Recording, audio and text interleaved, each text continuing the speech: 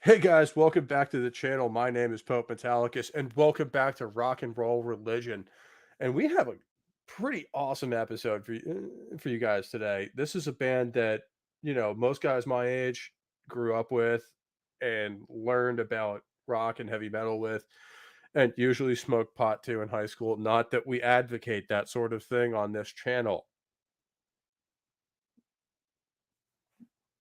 Point for emphasis. Um, but we are talking Tool today. And man, it's going to be fucking great. So, to help me do that, we have our usual gang of suspects. We have our sentient marijuana plant, Sergeant Herbs. How's it Oh, going, my friend? it's going good. Hello, hello. Welcome back. And what was your experience with these guys? Oh, it's a great band. Absolutely great band. Not a single album that I don't like. I've been listening to them for years, since high school. Guess you could say decades now.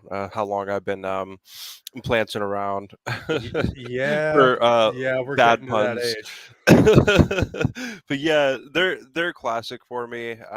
Right up there with like my top favorite bands for sure. Excited to get into this today. All right. And as always, we have our own version of Liberty Prime from Wish.com, the Sentinel. Hail. How's it going, my friend? Pretty good, man. How are you guys doing? Doing all right. I mean, I've been listening to this band all week, so I've been having a good fucking day. Yeah. They're gnarly. Totally gnarly.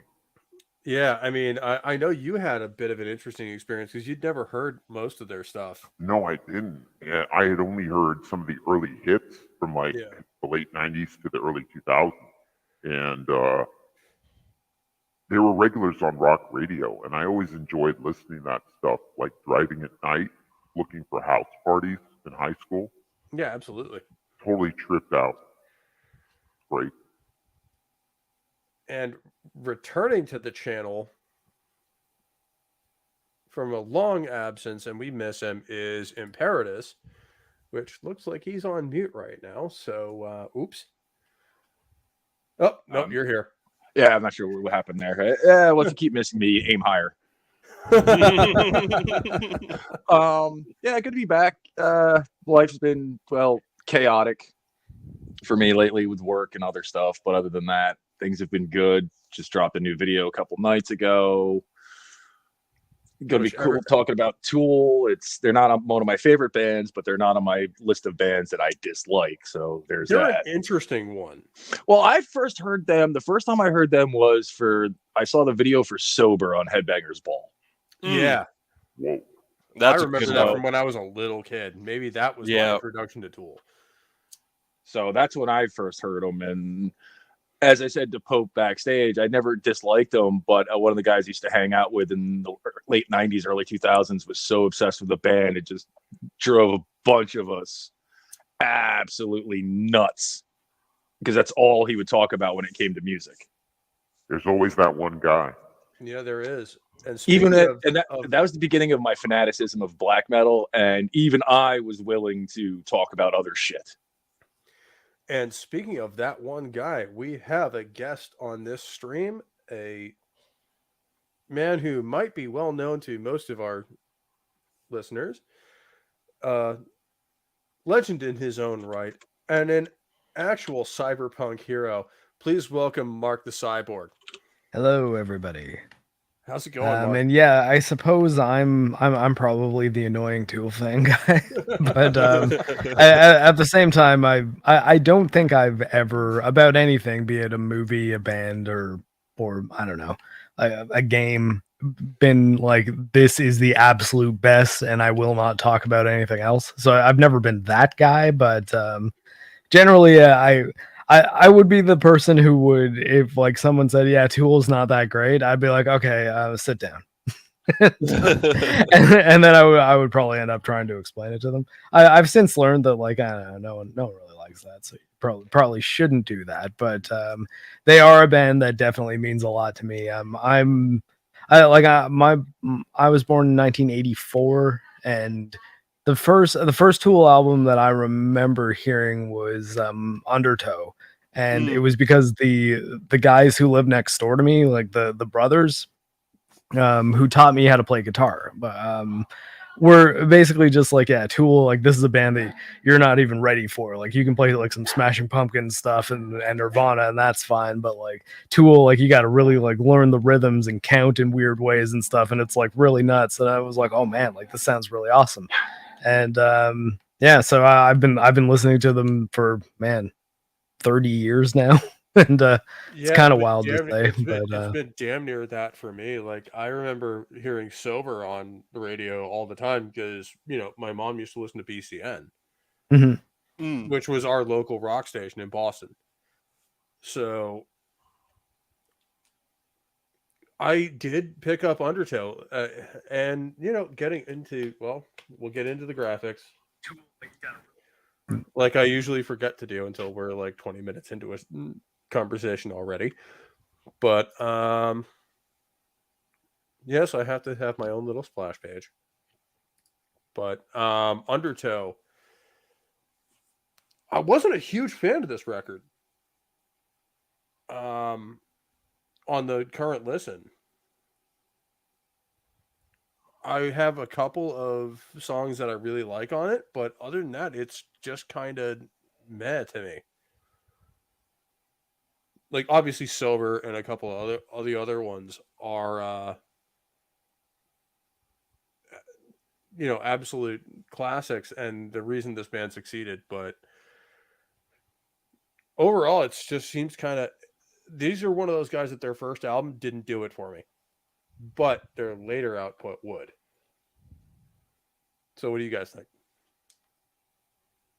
I think that's totally fair. Like even as the resident Tool fan, I don't think Undertow is their best album. It's just the first one that I kind of heard and got into.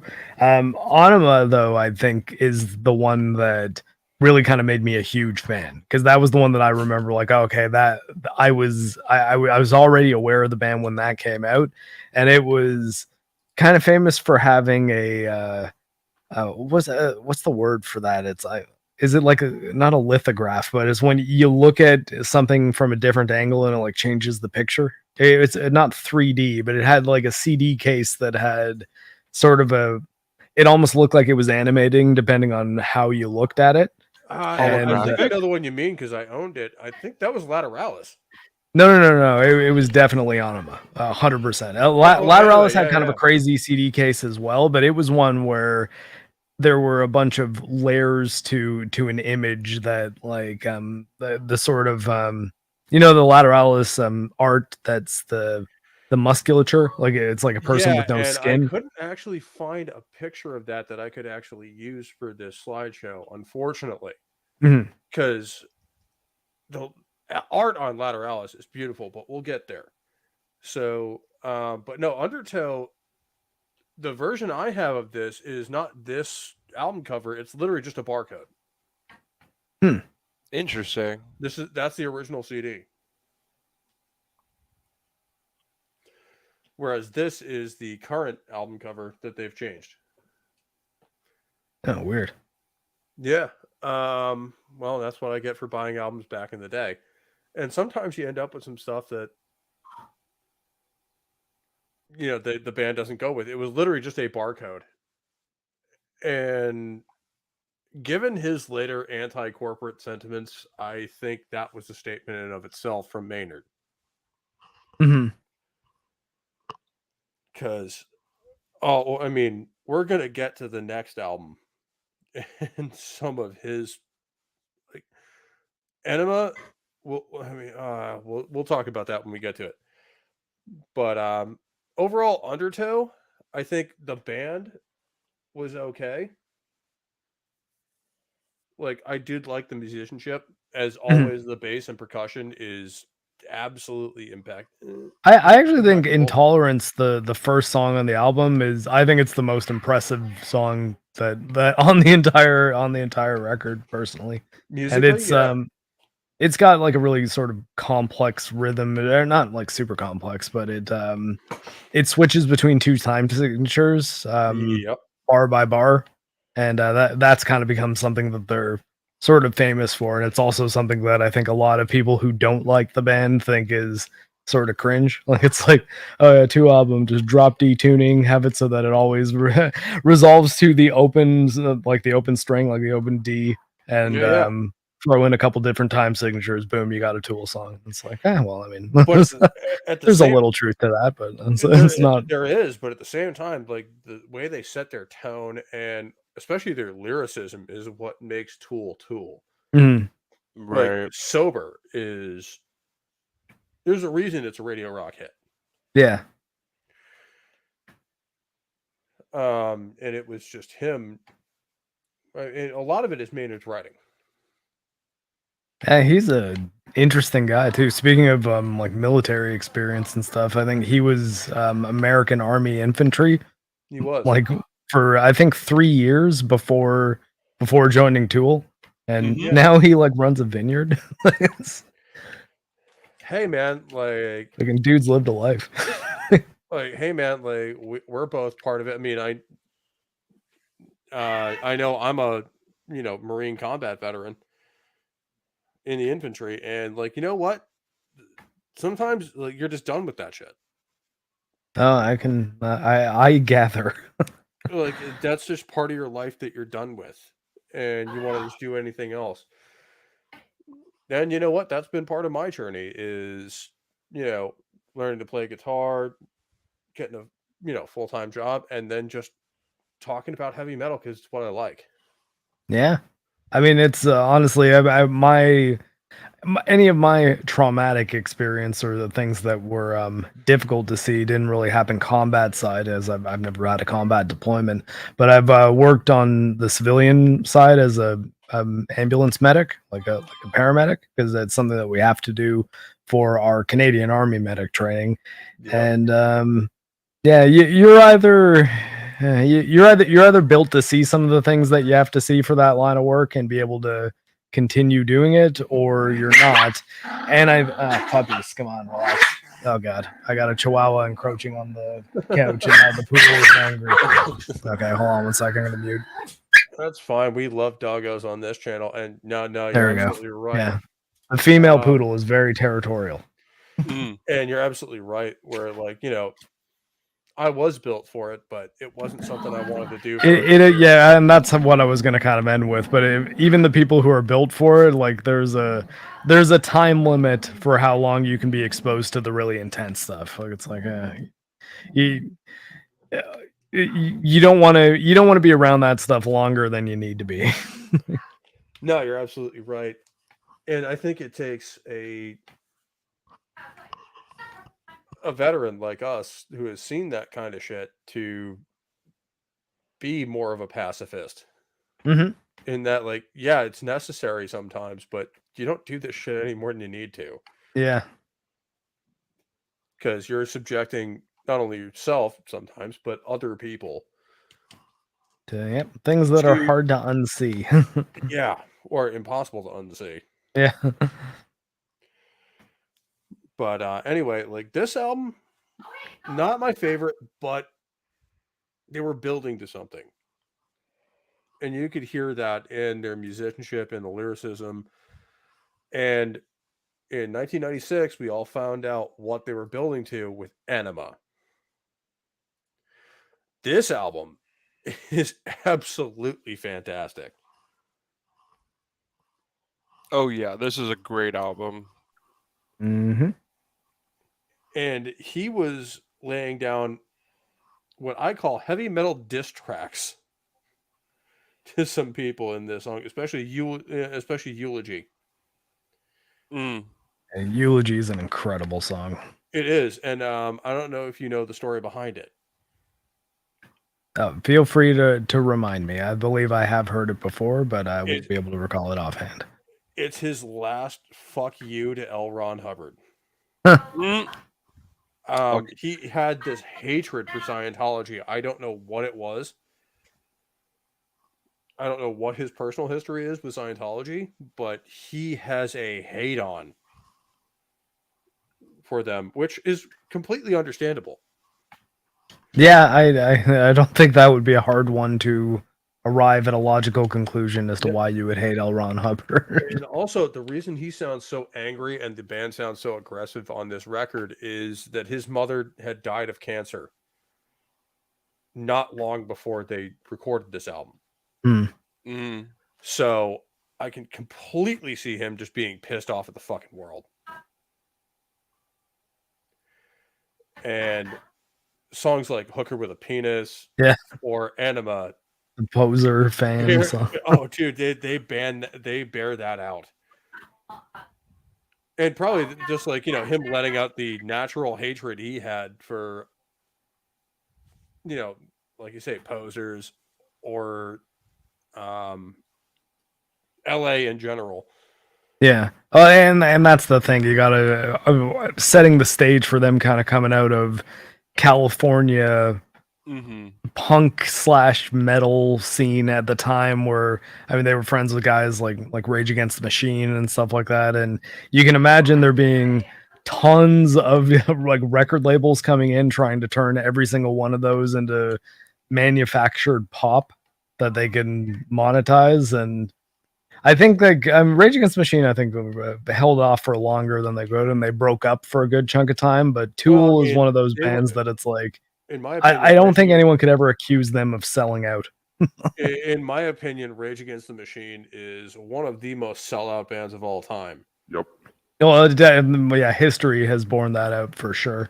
I don't know if it. And the only guy who was ever talented out of that band was Tom Morello. Tom Morello, yeah, that's I think a fair opinion. Like you can't fuck with that man's guitar skills.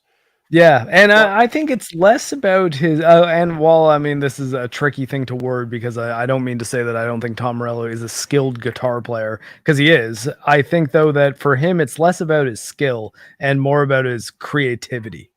Like he like, even if you're gonna say there's guitar players who are a lot better than Tom Morello, it's like that's I think an easy claim to make.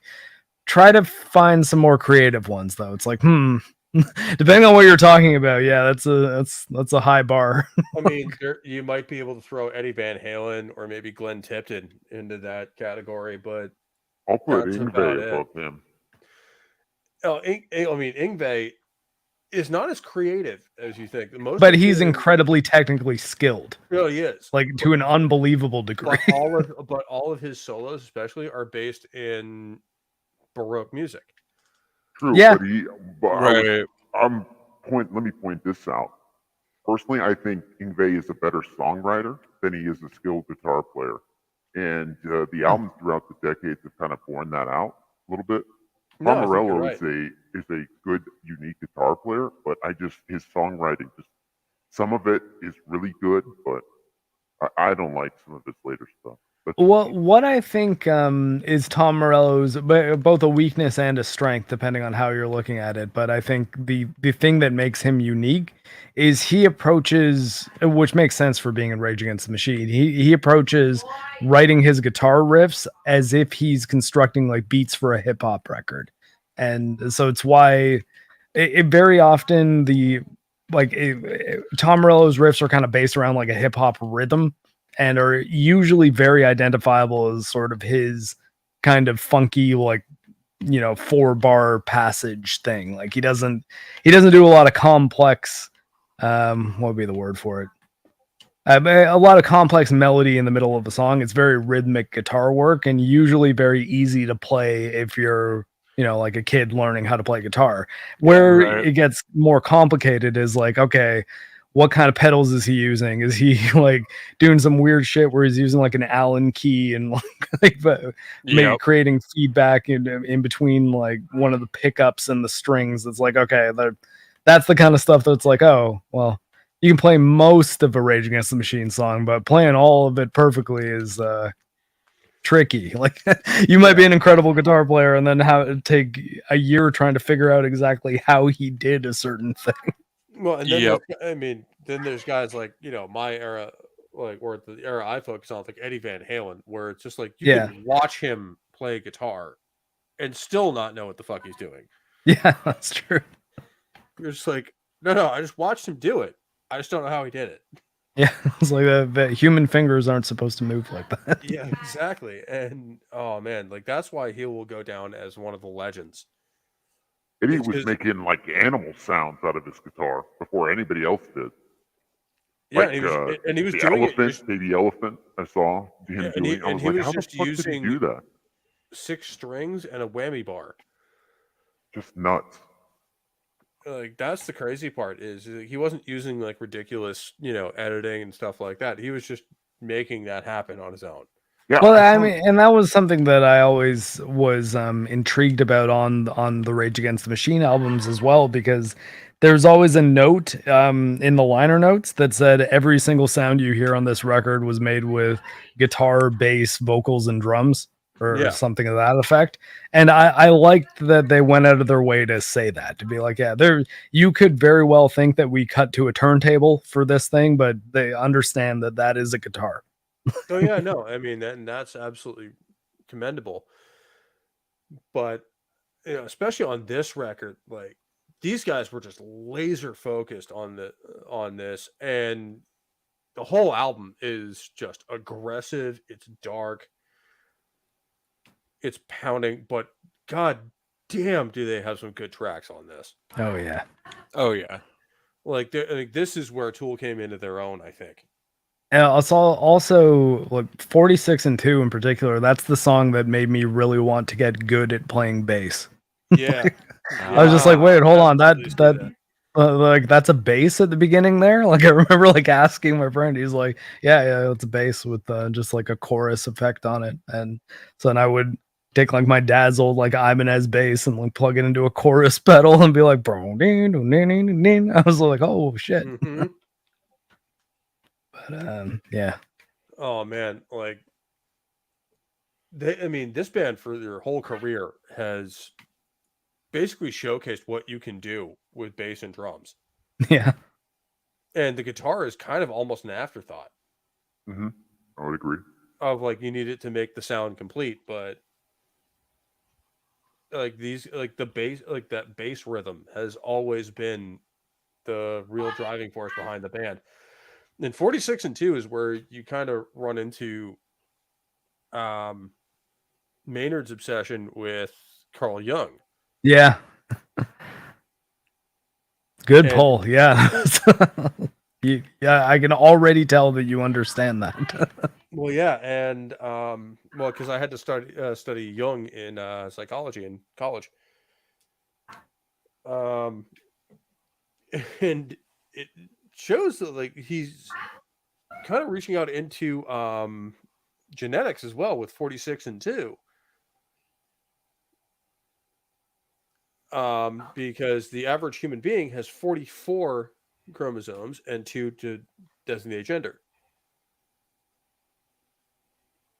And he's saying, oh, well, 46 and 2 is the way to go.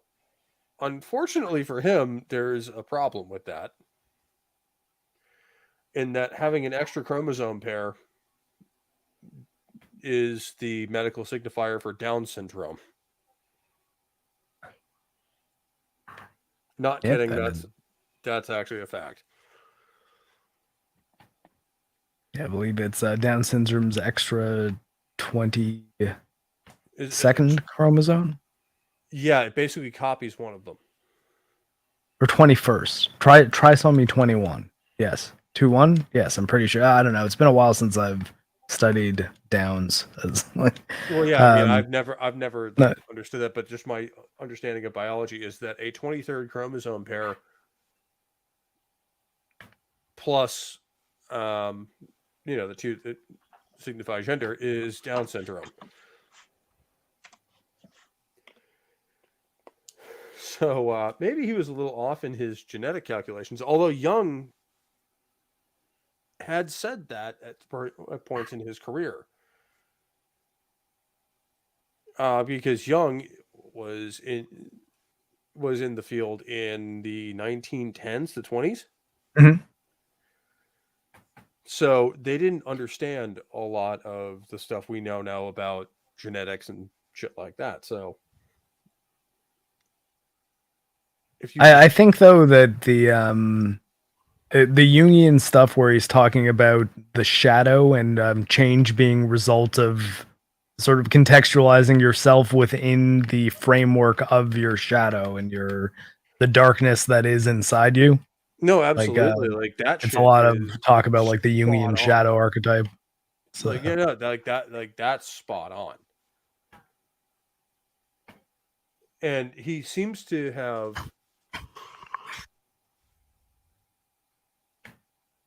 Oh, apologies. he seems to have I'm trying to formulate the thought. It's not that he picks and chooses from Jung. It's just he seems to have ignored all of the have really gone through for the transcendence side of Jungian thought, where like humans can transcend their own mentality essentially. mhm. And I think that part of his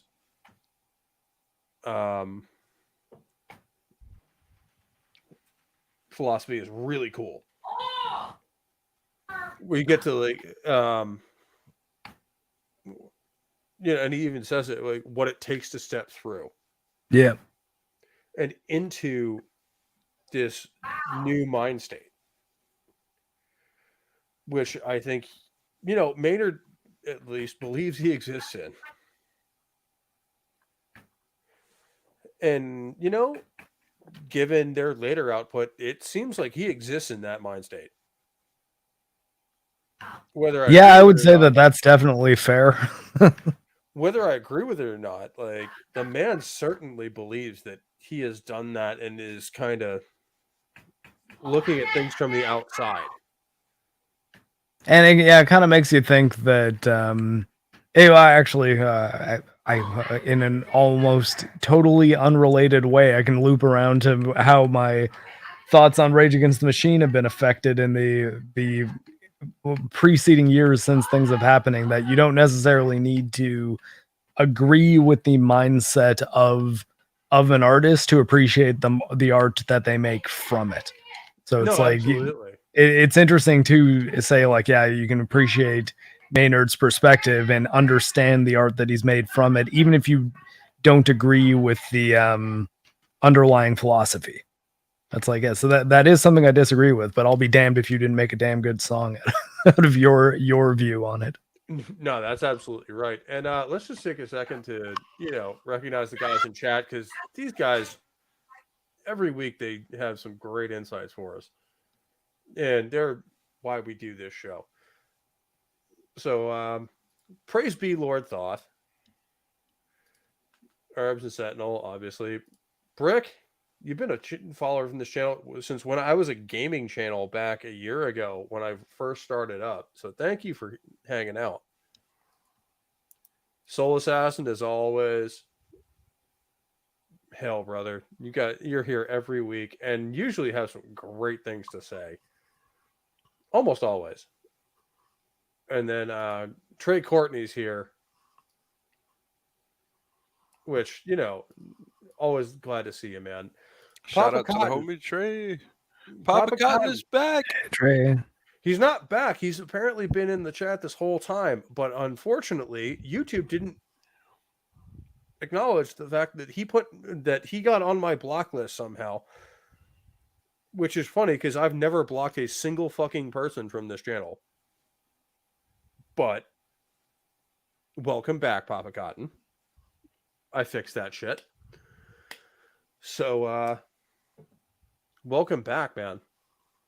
I guess. And we have A2D2. Always good to see you.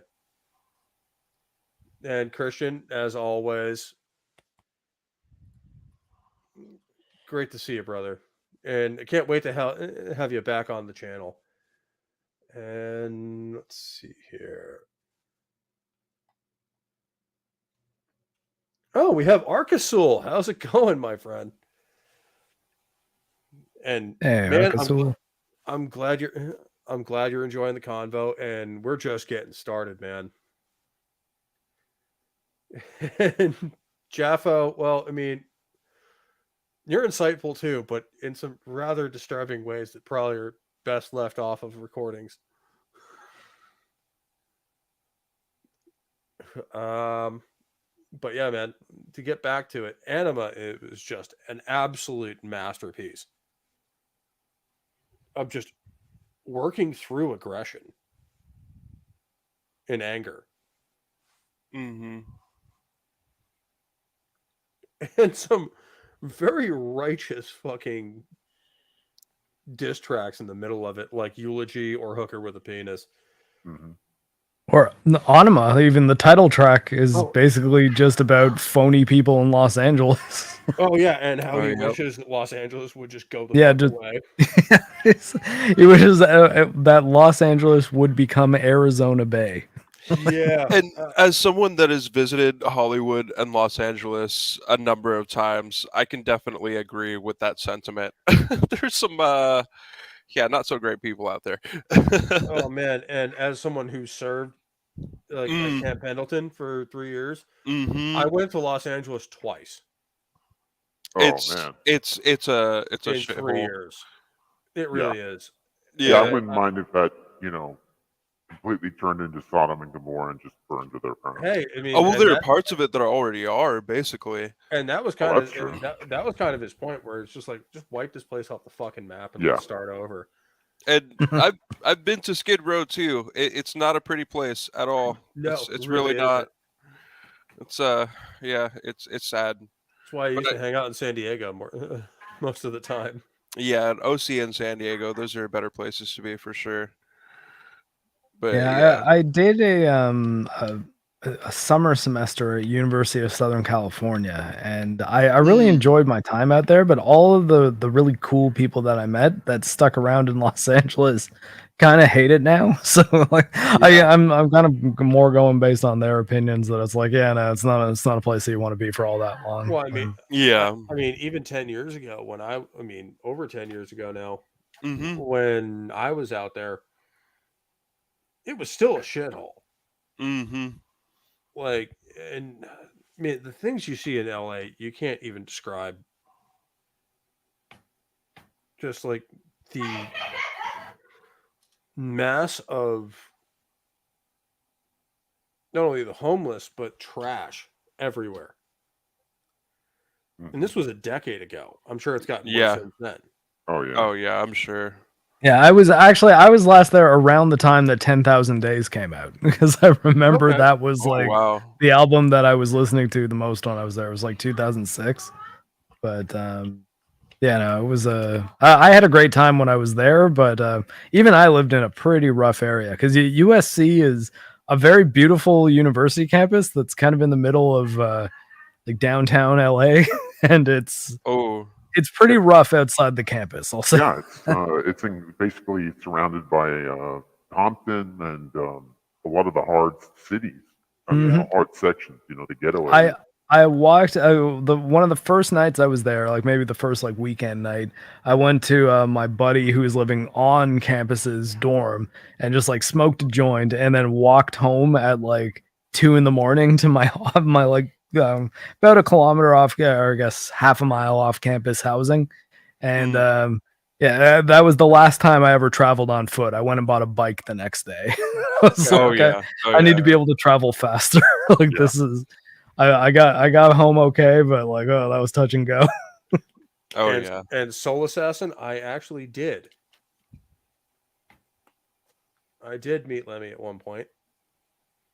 I bought him a beer, or I bought him a drink, just Lemmy from Motorhead? Yes. Mm-hmm. Oh, nice. Because he basically he basically lives at the Rainbow when he wasn't on tour. And I did actually get to meet him. And I bought him a beer, told him what a fan I was. And, he shook my hand. And, I was active duty at the time. So I still had the very Marine look, because that's how we have to look when we're on, even on leave. And no, he was fucking cool as shit, man. Like, I can't even describe how meeting him was, because like, this is a guy that basically founded our entire genre. Mm-hmm. So it's just kind of one of those, like, what do you say? And so I just kind of was like, hey, I'm a huge fan. Have a drink on me and keep doing what you do. And fortunately, I got to meet him before he died. I never got to see Motorhead live, though, which is unfortunate.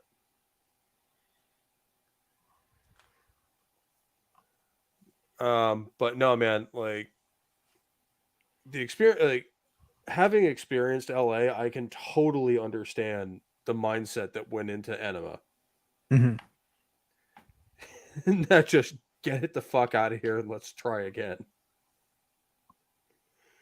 Because anyone who's been in LA for any length of time is just like, how the hell do people live like this? Lots of alcohol and drugs.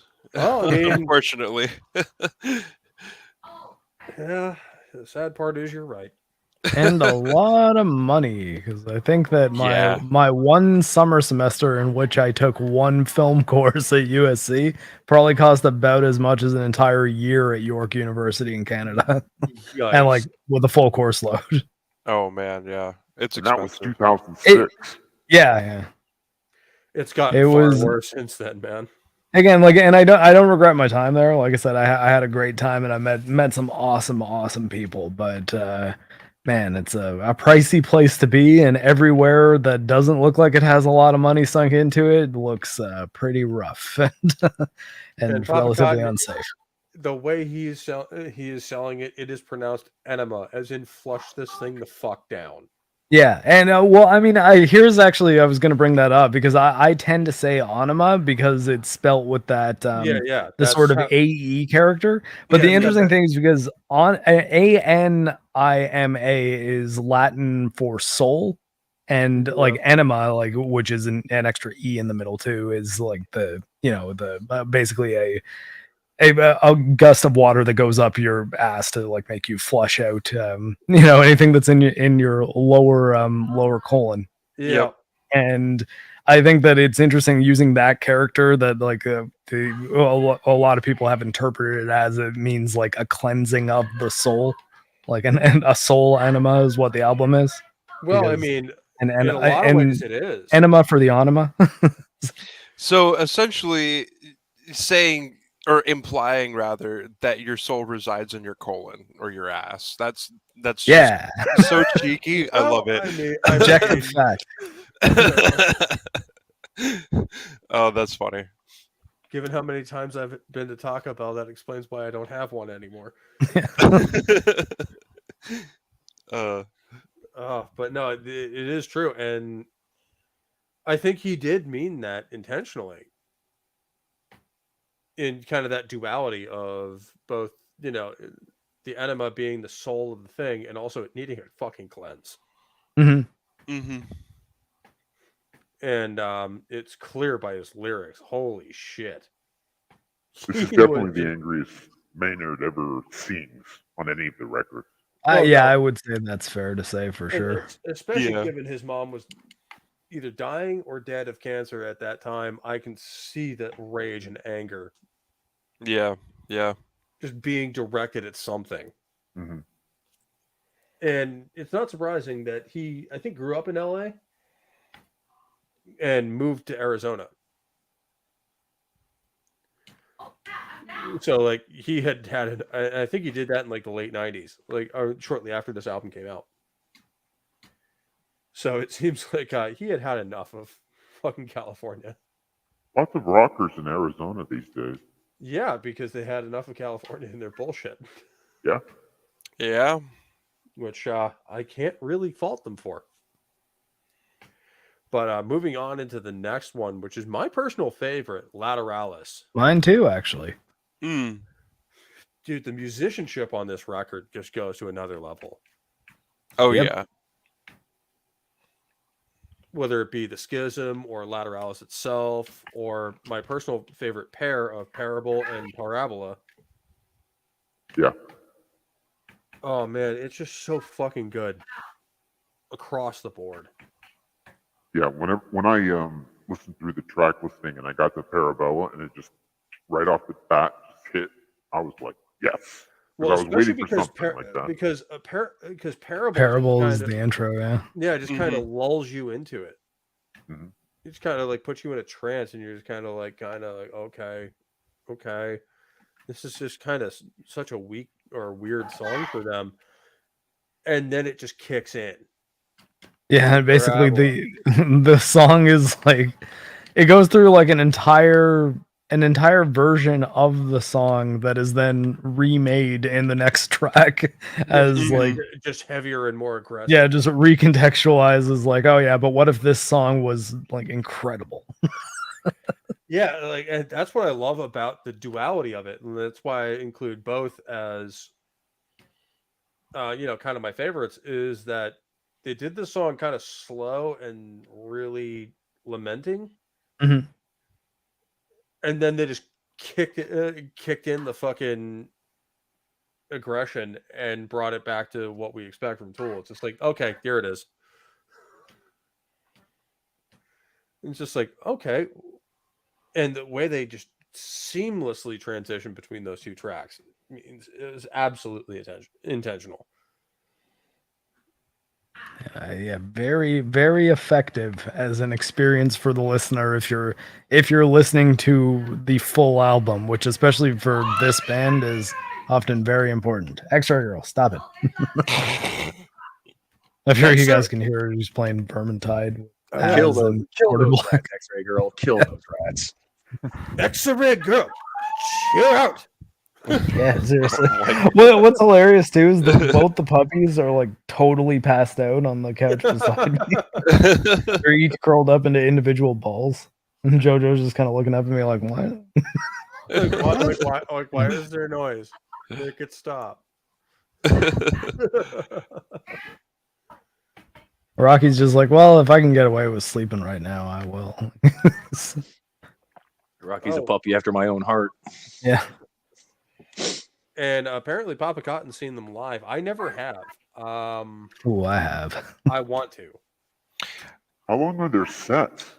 Long.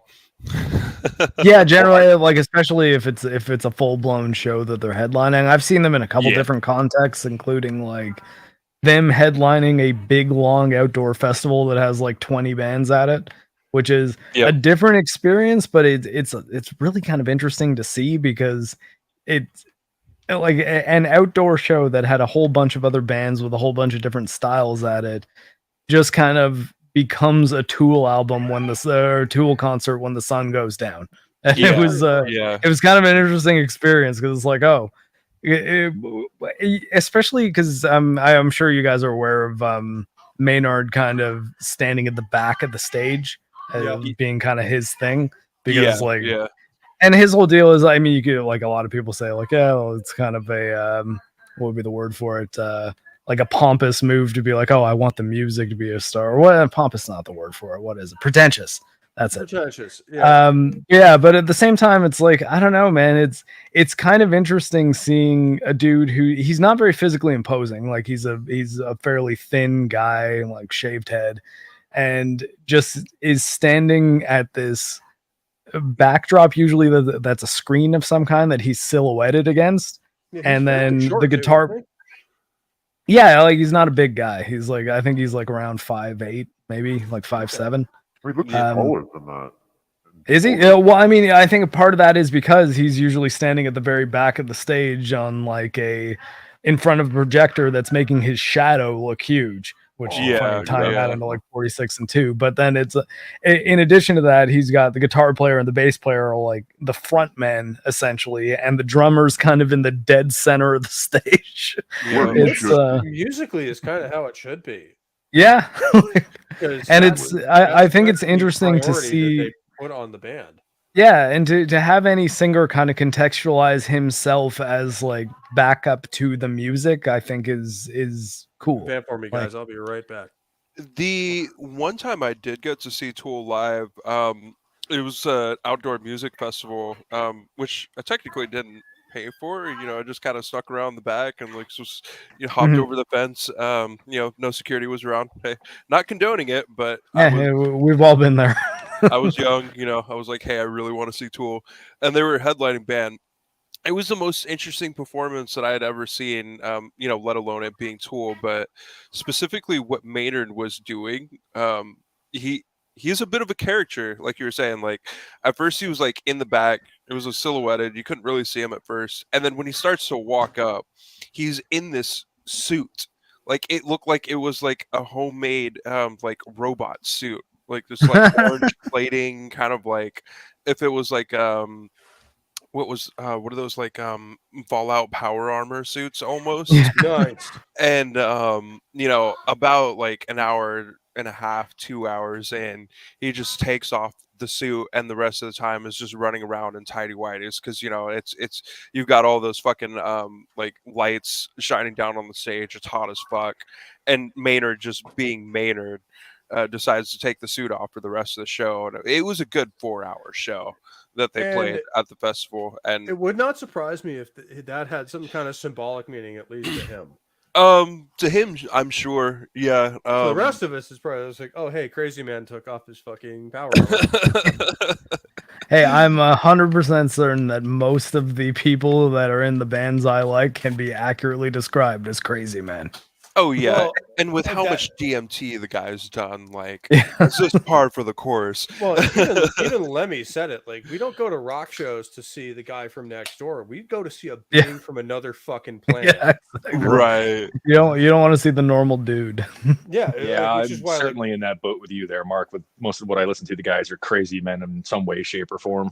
Right. Yeah, which is, it's always why I say it's like, hey man, like you don't necessarily want to look into every little detail about the people that you like, well, yeah. because they might be the kind of crazy that you find is really cool, but there also might be things you find out about them makes you be like, oh man, that's I It's wish just I like, didn't know that. oh, that Ted Kaczynski fella. Oh, Yeah. oh no. Yeah, that's such a bright future. Squandered too soon. Although, I mean, you know, not to get this stream demonetized, but Uncle Ted was right. But oh man, like some of the shit, like, I mean, when I play live, like I played live 2 times, and like I go out of my way to just be amped up to be the larger in life character that people want me to be, even behind the guitar. Mm.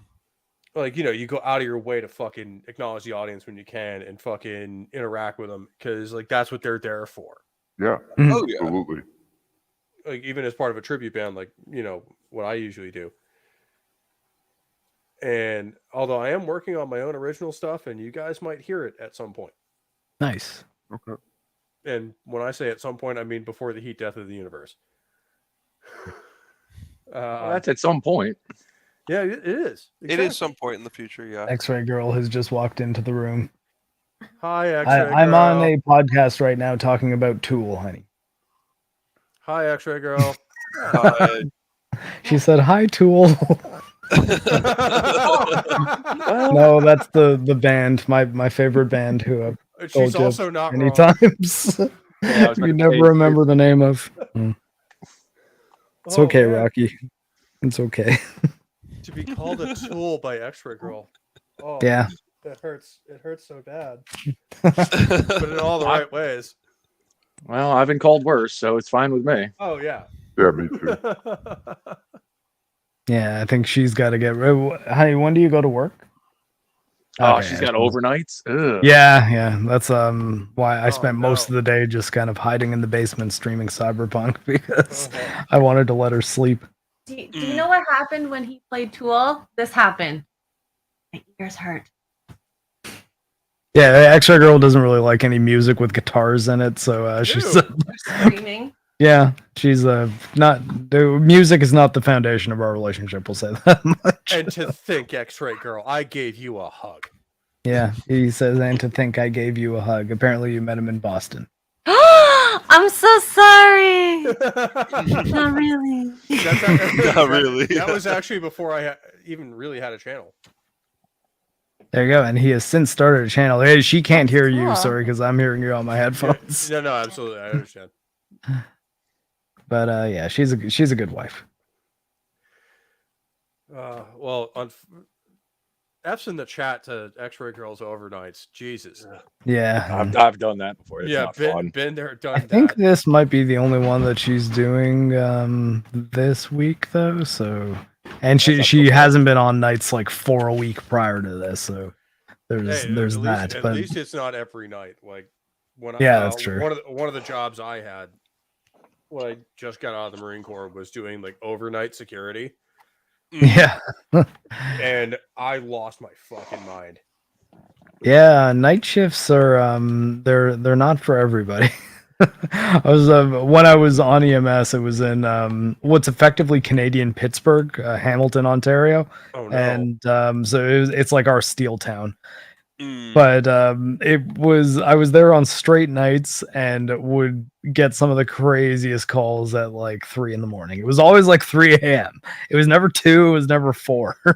It's always funny how people say midnight's the witching hour, but for some reason, 3 a.m. is the insanity hour. I think because maybe the things start happening at midnight, but then the results of them happen at 3, and that's when the ambulance is called. That's a pretty goddamn good theory. That's better than anything I got. Oh, they stopped selling alcohol at 2 a.m. So by 3 a.m., all the shits, started pretty much. Yeah, fair. That's what I figured. Also, Gilkman, how's it going, my friend? Hey. Had the privilege to meet him many a time as a fellow masshole. I mean, we do meetups every now and again. You guys have seen pictures probably on Twitter or whatever of us all hanging out. That's one of the things I'm gonna miss the most about leaving New England is getting to hang out with those guys. Because Where are you heading? Virginia. Oh yeah, I know some people that are in Virginia. It's I hear it's quite nice. It is like, and the cost of living down there is like a third of what it is where I live. So it's just like, yes. Well, I mean, honestly, and especially for it's actually what do you guys know Colin Moriarty, who's like an IGN guy that moved on to kind of do his own things and then made a joke that was called sexist and got canceled. Yeah, I do. I've heard his name. Yep. Yeah, he's still pretty big now. He has his own thing, Colin's Last Stand. It's called, or CLS, or sorry, no, Last Stand Media is what they're calling it now because there's a bunch of people that work for it. But he moved out to Virginia because he's like, there's absolutely zero reason for me to be in California because what I do, I can do from anywhere. So I'm just going to be somewhere that's closer to my family and has like a tenth of the cost of living. Yeah, it's like, I gotta appreciate that.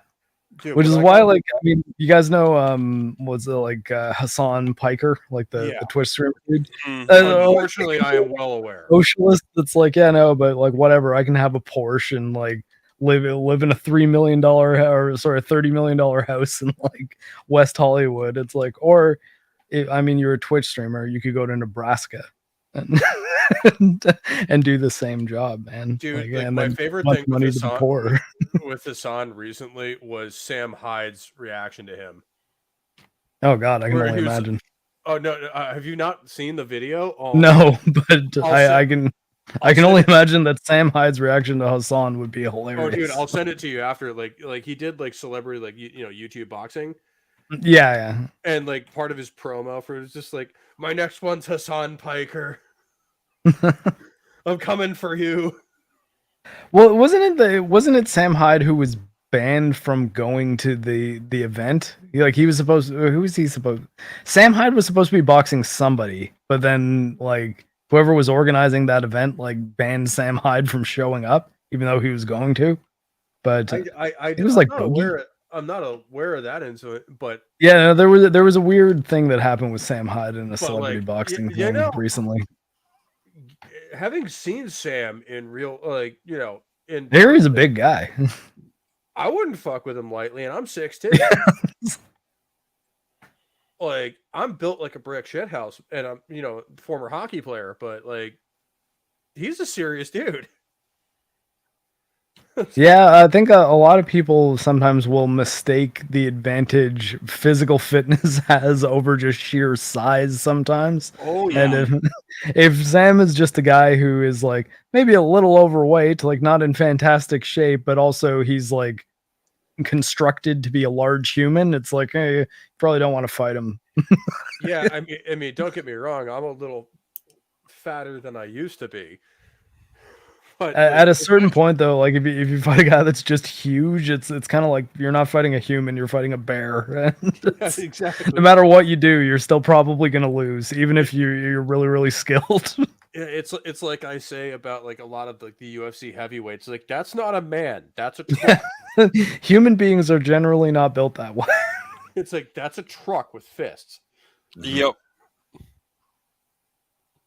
And like, you know, the size of some of these dudes, it's just like getting hit with a lunchbox full of concrete. Brock Lesnar comes to mind. That's exactly who Not a I was human being. thinking of. Yep. Where it's just He's like the white Incredible Hulk.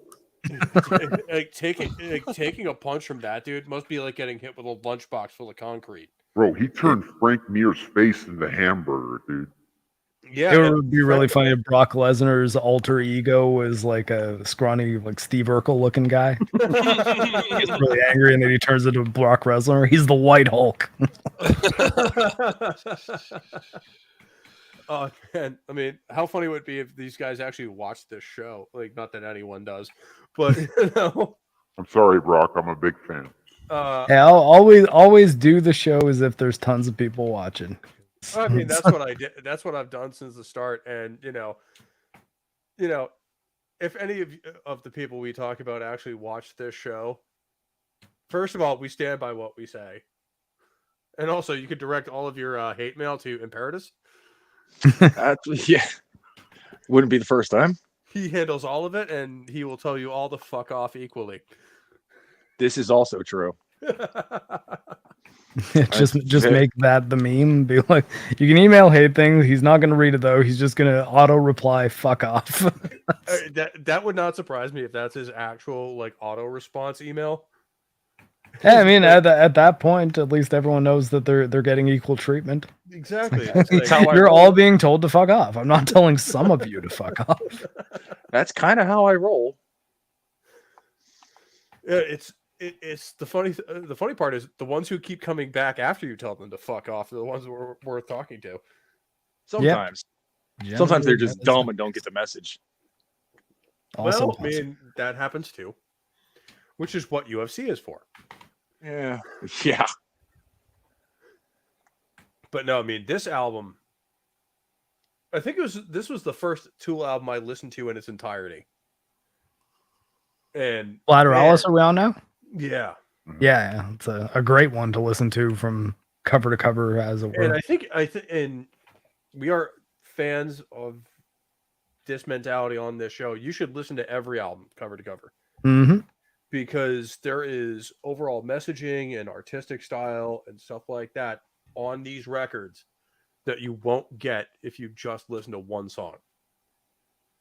Yeah, I think the that is, as much as this will sound like the typical boomer take, the advent of Spotify as the like primary means people are consuming music, or like Spotify like services, whichever one you use, services that people tend to approach on a song by song basis, not an album by album basis, or they might go for like an artist. They'd be like, I'm gonna watch this, I don't know, listen to this Metallica playlist because I really liked that song that was in that Stranger Things episode. You know, it was probably how a lot of people, or a lot of younger people, are being introduced to Metallica right now. Well, we've and I mean, as much as that is a grown, like sometimes you get into a band or you find out about a movie or a game or something like that because it's referenced on Family Guy or something. You know, like it's not a big deal. Like you get into a band how you get into a band. And honestly, if more people are going on Spotify and like searching Master of Puppets, cool.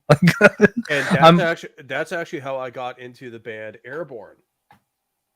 That they did a song on an old school EA NHL oh yeah, cool game that they sounded kick ass. So I then went and looked them up, and I actually just saw them live in Boston a couple of weeks ago. Crazy. And holy shit, are they good? Well, I mean, that's like a lot of people my age, especially, kind of think of Tony Hawk as like this. That was like an album that we all bought, which got us into like 6 different bands. Oh, Like, yep. Yeah. I was so happy that like Jerry was a race car driver. People learned that. I'm like, now you guys are finally listening to me about Primus. Dude, Because when you're the kid who plays bass in 9th grade and no one has heard of Primus or cares, you can't like they won't just makes you sit through a sad. song. That's true. And Because I'm I'll so grant you, gl- Primus is weird. They are a weird I'm band. so glad you brought up Primus because I actually saw them live last year. Oh man, yeah, they're Oh, incredible cool. live. I did, and it wasn't just them. They did like half a set of their shit, and then they did "Farewell to Kings" by Rush. Oh man, amazing. Oh, dude, it was a fucking phenomenal show, and the It's almost sword like Les Claypool being like, just so you know, I can also be Geddy Lee if I want to. Yeah, and the funny, everyone's just like, "Oh yeah, well, it's done with all effect." No, I've seen them do it live. They can, and oh man, like the guys from Primus, like they are some talented motherfuckers. In the same, Yeah, it's vein always as- why I've been so happy about the fact that they're like buddy with the South Park dudes, because I honestly think that they are the South Park guys of rock. Like They really are, though. it's Oh, like man. they're undeniably good, but they're not taking things nearly as seriously as almost anyone else is. Oh, but I mean, And if you've as- watched the as- show throughout the years, they're like how they change up the theme song they do it's phenomenal. I love and it. yet it's still the same song, Right. but they musically change it up a little bit. And Fizz, yes, Primus is a band from the 1990s, I think. I think they started in what, 89? Yeah, early 90s. I don't know if they were around in the late 80s, but yeah, I would call them a 90s band for sure. But Yeah. they're a band where the bass player is the front man, and Mhm. it's and They're he's super kind of like progressive. similar to Tom Morello being a very creative guitar player. Les Claypool is probably the most creative bass player who has ever existed. Like, I would agree with he's that. crazy. Oh yeah. Because especially having seen him do it live, like the shit he does with guitars on or with a bass, especially on things like, The Toys Go Winding Down or Blue Collar Tweakers, is just fucking ridiculous. Oh, I bet. Yeah, thinking about the songs.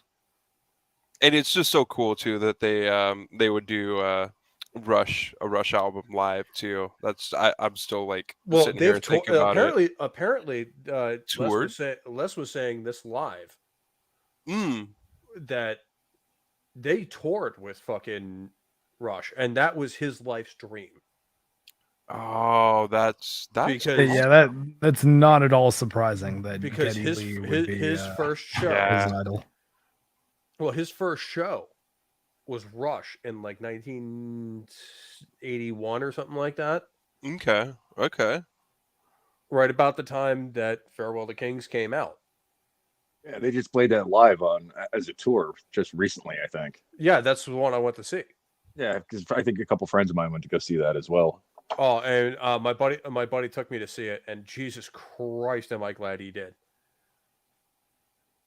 Like, Oh, it was yeah. just such a good show, and they did a fucking phenomenal job of handling A Farewell to Kings, which is an album I love dearly. Yeah, that's a Hell, great album. You guys have seen it. I have a T-shirt for that album, Mm-hmm. and it's one of Rush's best. When it comes to, and you know what, Soul Assassin, they actually did open their set with that. Like, hello, we're Primus, and we suck. Yeah, that's the best meme ever. Especially because it becomes so easy to pick out people that like aren't actually fans of the band. Where you're like, we say Primus sucks, and someone's like, hey, Primus doesn't suck. I love Primus. It's like, oh, well, obviously you don't really like involve yourself in their fandom though, do you? Yeah. 'Cause you would That's understand funny. that saying Primus sucks is like kind of their chant. Yeah, exactly. And Papa Cotton, no, we are not stopping on Lateralis, and that is a great segue into the next one, which is 10,000 Days. Mm. This is the one a lot of guys our age will remember from high school and college. Mm-hmm. Mm-hmm. And they've had some serious classics off this record. Like songs like Vicarious, 10,000 Days itself, The Pot. The Pot. The Pot, yep. Like, this is maybe their heaviest album.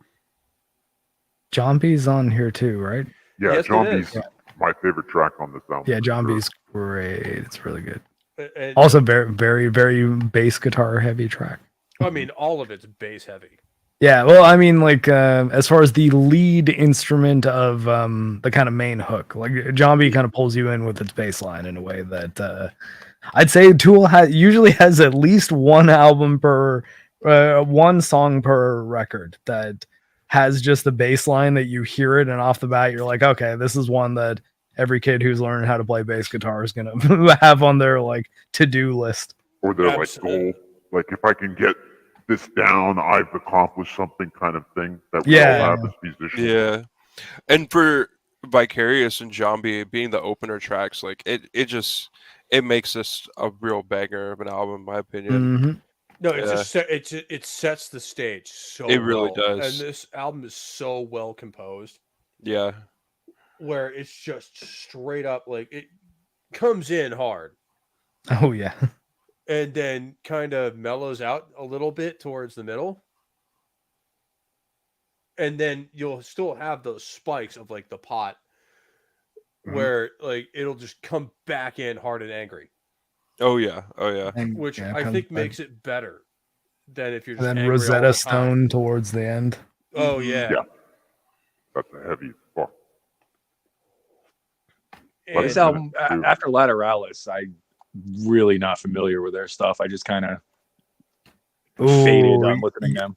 Honestly, you're in luck. Like, listen to 10,000 Days. Like you've got a great Tool album that you haven't heard. Then I'd say well, I mean, well, obviously we'll get to it, but Fear Inoculum, not my favorite album. Like I think that its weight might have been probably factored into that. That's just like, oh man, this album just took forever to actually come out, so that it does, how could it not be a little on the disappointing side?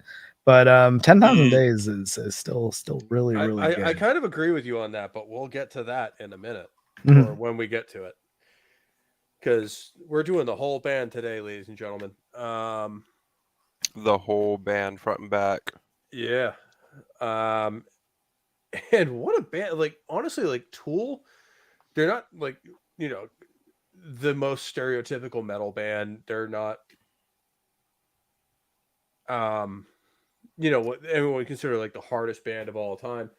Nor are they the most mathematically complex prog band either. No, they aren't, but they're Right. both. They're Mhm. extremely progressive.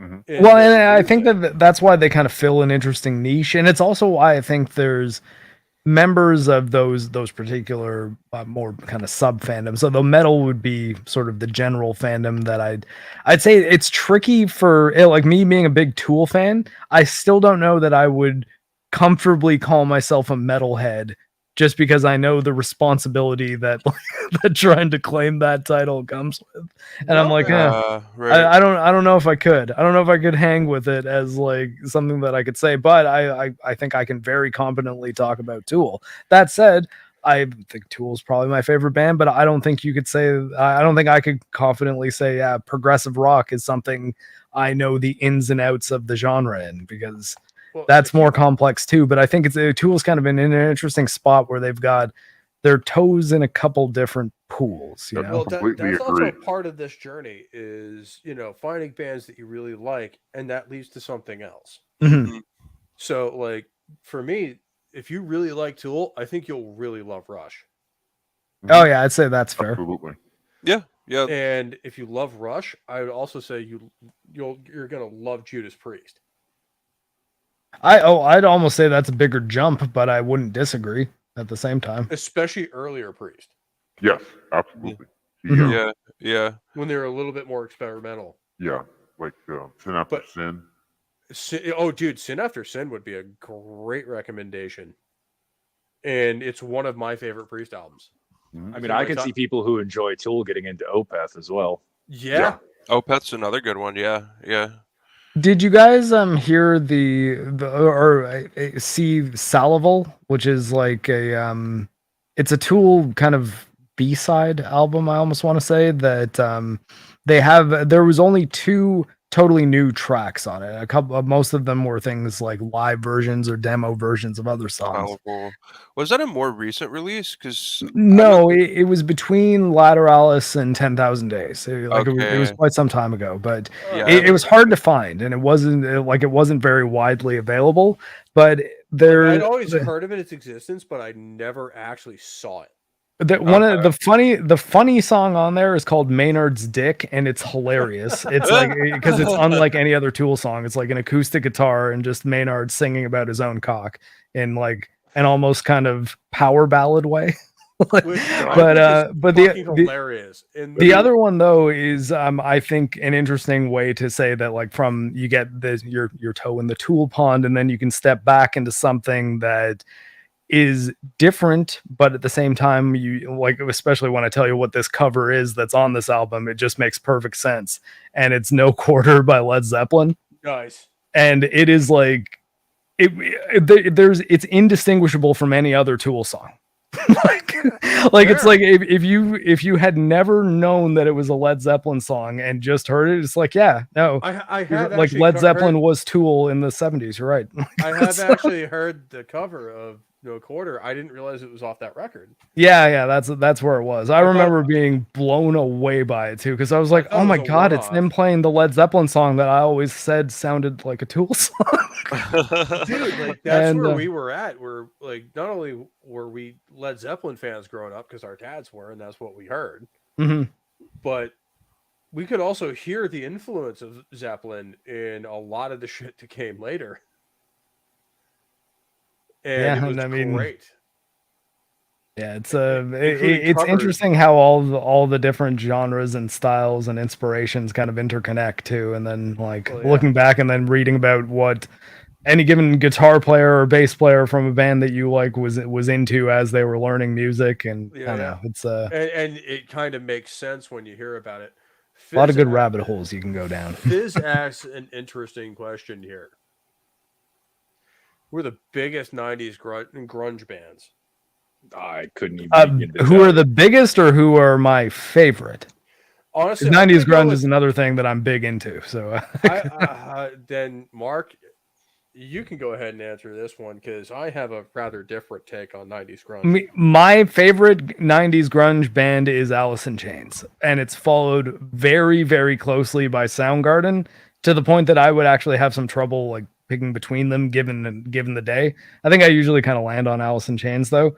Nirvana I think is great. Pearl Jam I think kind of is sort of overrated and sucks, to be honest. I think 10's a pretty good album, and Temple of the Dog's good, but I'm not a big Pearl Jam guy. And then there's the one that doesn't count, Stone Temple Pilots, who aren't from Seattle, but they are kind of one of the better Seattle grunge bands, even though they were nowhere near Seattle. And they just sound like they were. And I honestly think that some of their members did their best work with other bands. That's also true, yeah. Like Scott Weiland with Velvet Revolver. Yeah, I was about to say Velvet Revolver is a very good example of which was like the best member of possible Stone Temple Pilots going off and doing something crazy. It was like the best possible merging of Stone Temple Pilots and Guns N' Roses. Yeah, I'd forgot taking the wild card out of Guns N' Roses and adding the wild card from Stone Temple Pilots. Yeah. And it fucking worked.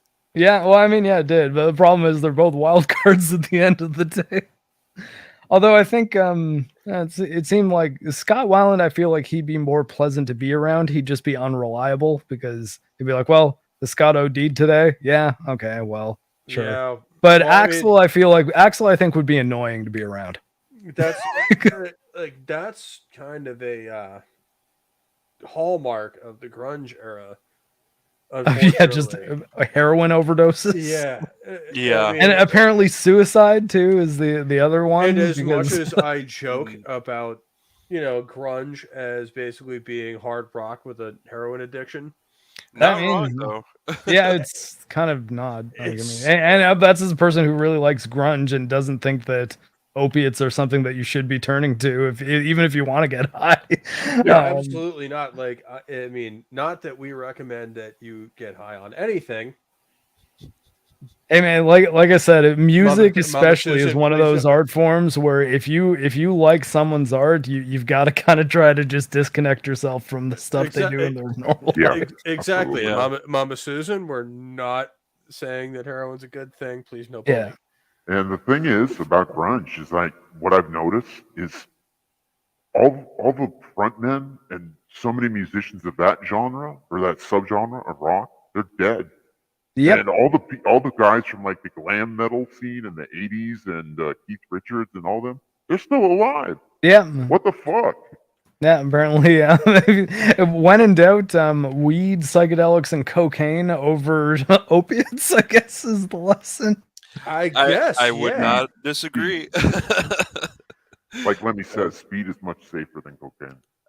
There's an entire literal interview he did where he says that, and he's not wrong. No, he's not. Praise be Lemmy. Praise be to Lemmy. Yeah. Praise be. Rest in peace, and rest in peace, half of my heroes from the grunge era. But yeah, Yeah. Chris Cornell though was the one that I think hurt the most because Mm. he always to me was the one that got out alive, and like I actually Chris Cornell I've seen in every permutation of band that he's been in since I've like been of an age where I can go to concerts. I've seen him in. The first time I saw him was when he was touring his solo album. And I saw him at Roy Thompson Hall in Toronto, which is where our like symphony orchestra plays. He played one Soundgarden song. It was Fell on Black Days, and he played it alone with an electric guitar, totally clean tone, and he sounded Nice. incredible. Like it was just his voice is like a recording, and it like I'm not even sure if he was mic'd. Like just in that orchestra hall, it's like there's so much resonance that I would believe. If Well, it was that's kind of reminiscent of a lot of his stuff he did with Audioslave.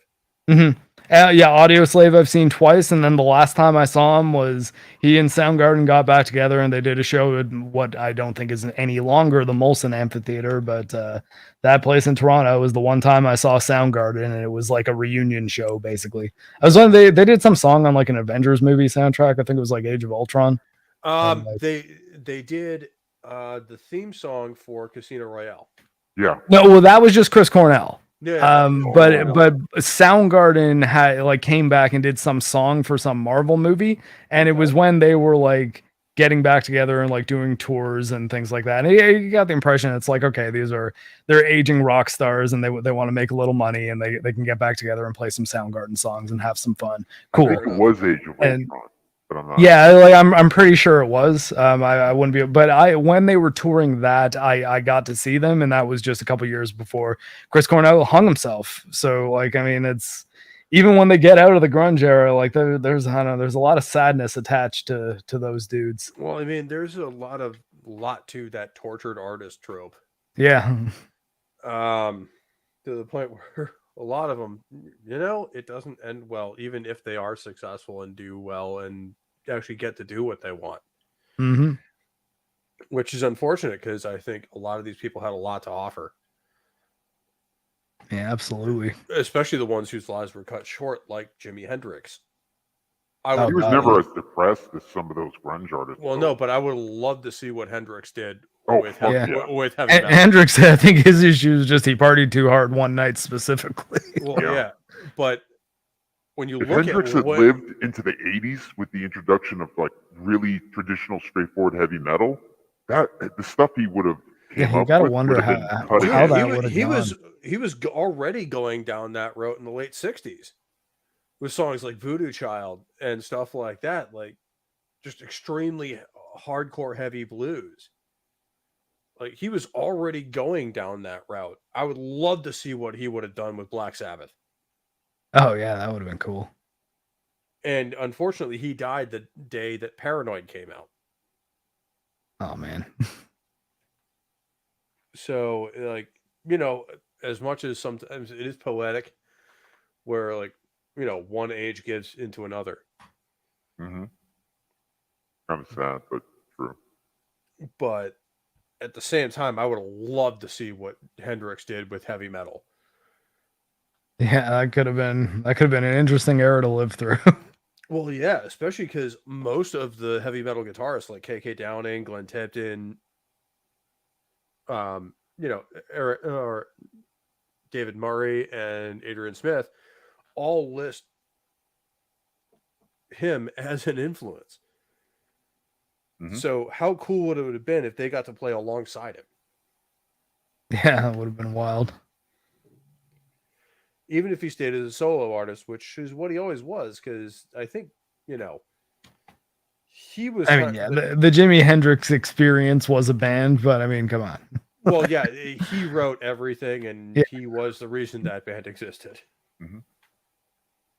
And I don't even think I could tell you the name of another member of the Jimi Hendrix Experience off the top of my head. I couldn't either, and I'm a huge music fan, and I love Jimi Hendrix. Like, it's one of those. I know what they look like because of the album cover. Yeah, exactly. But at the same time, if you ask their names, I'm like, well, I don't like. I guess that's hard drive space in my brain that I never felt like it was worth using. Yeah, and that's not to say any of them were bad musicians.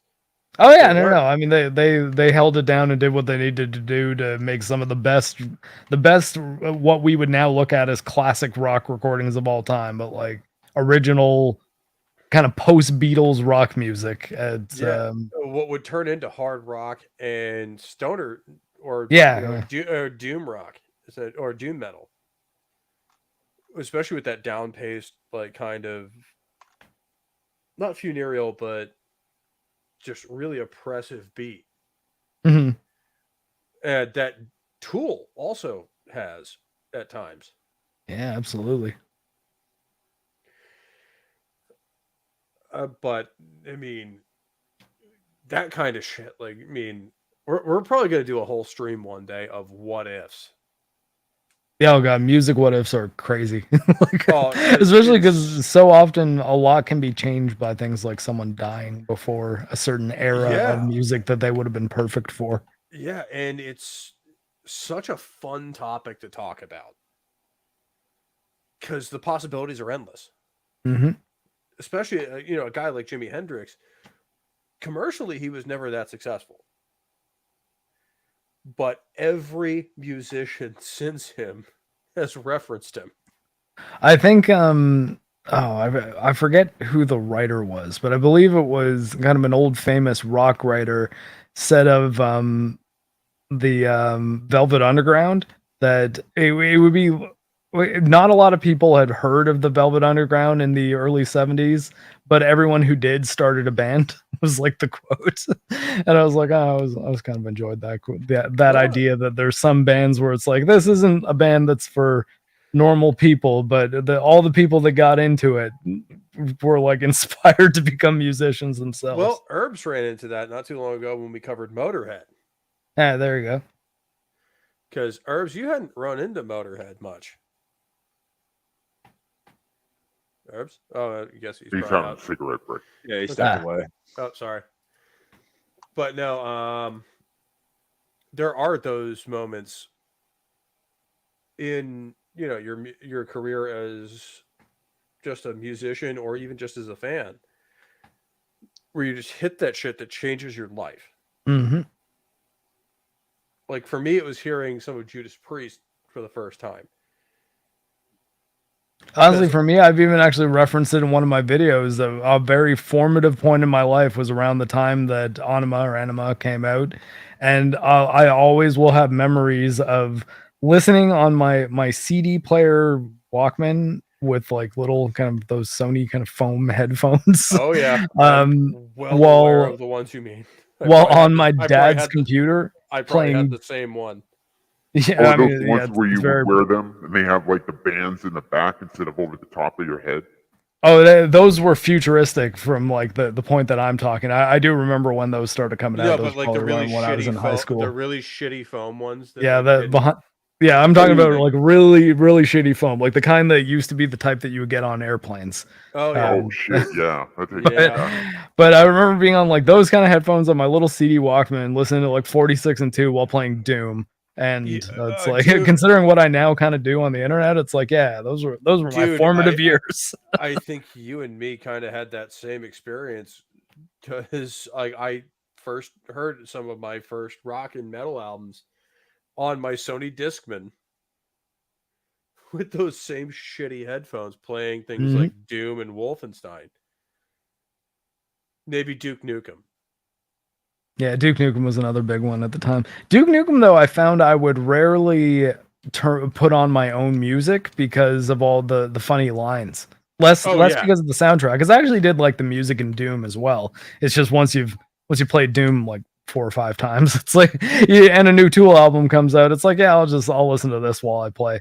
But because Duke Nukem's always cracking jokes, you would want to hear his jokes. Right. Yeah, yeah. It's like, shitty as 80s one-liners as most of them were. They were fucking awesome and most of them were pulled from other stuff too. But that's actually what I found it was interesting when you would then like watch the like Army of Darkness or something and be like, oh, Boomstick is from this, or you see They Live, and it's like the whole thing about the bubblegum is from this movie.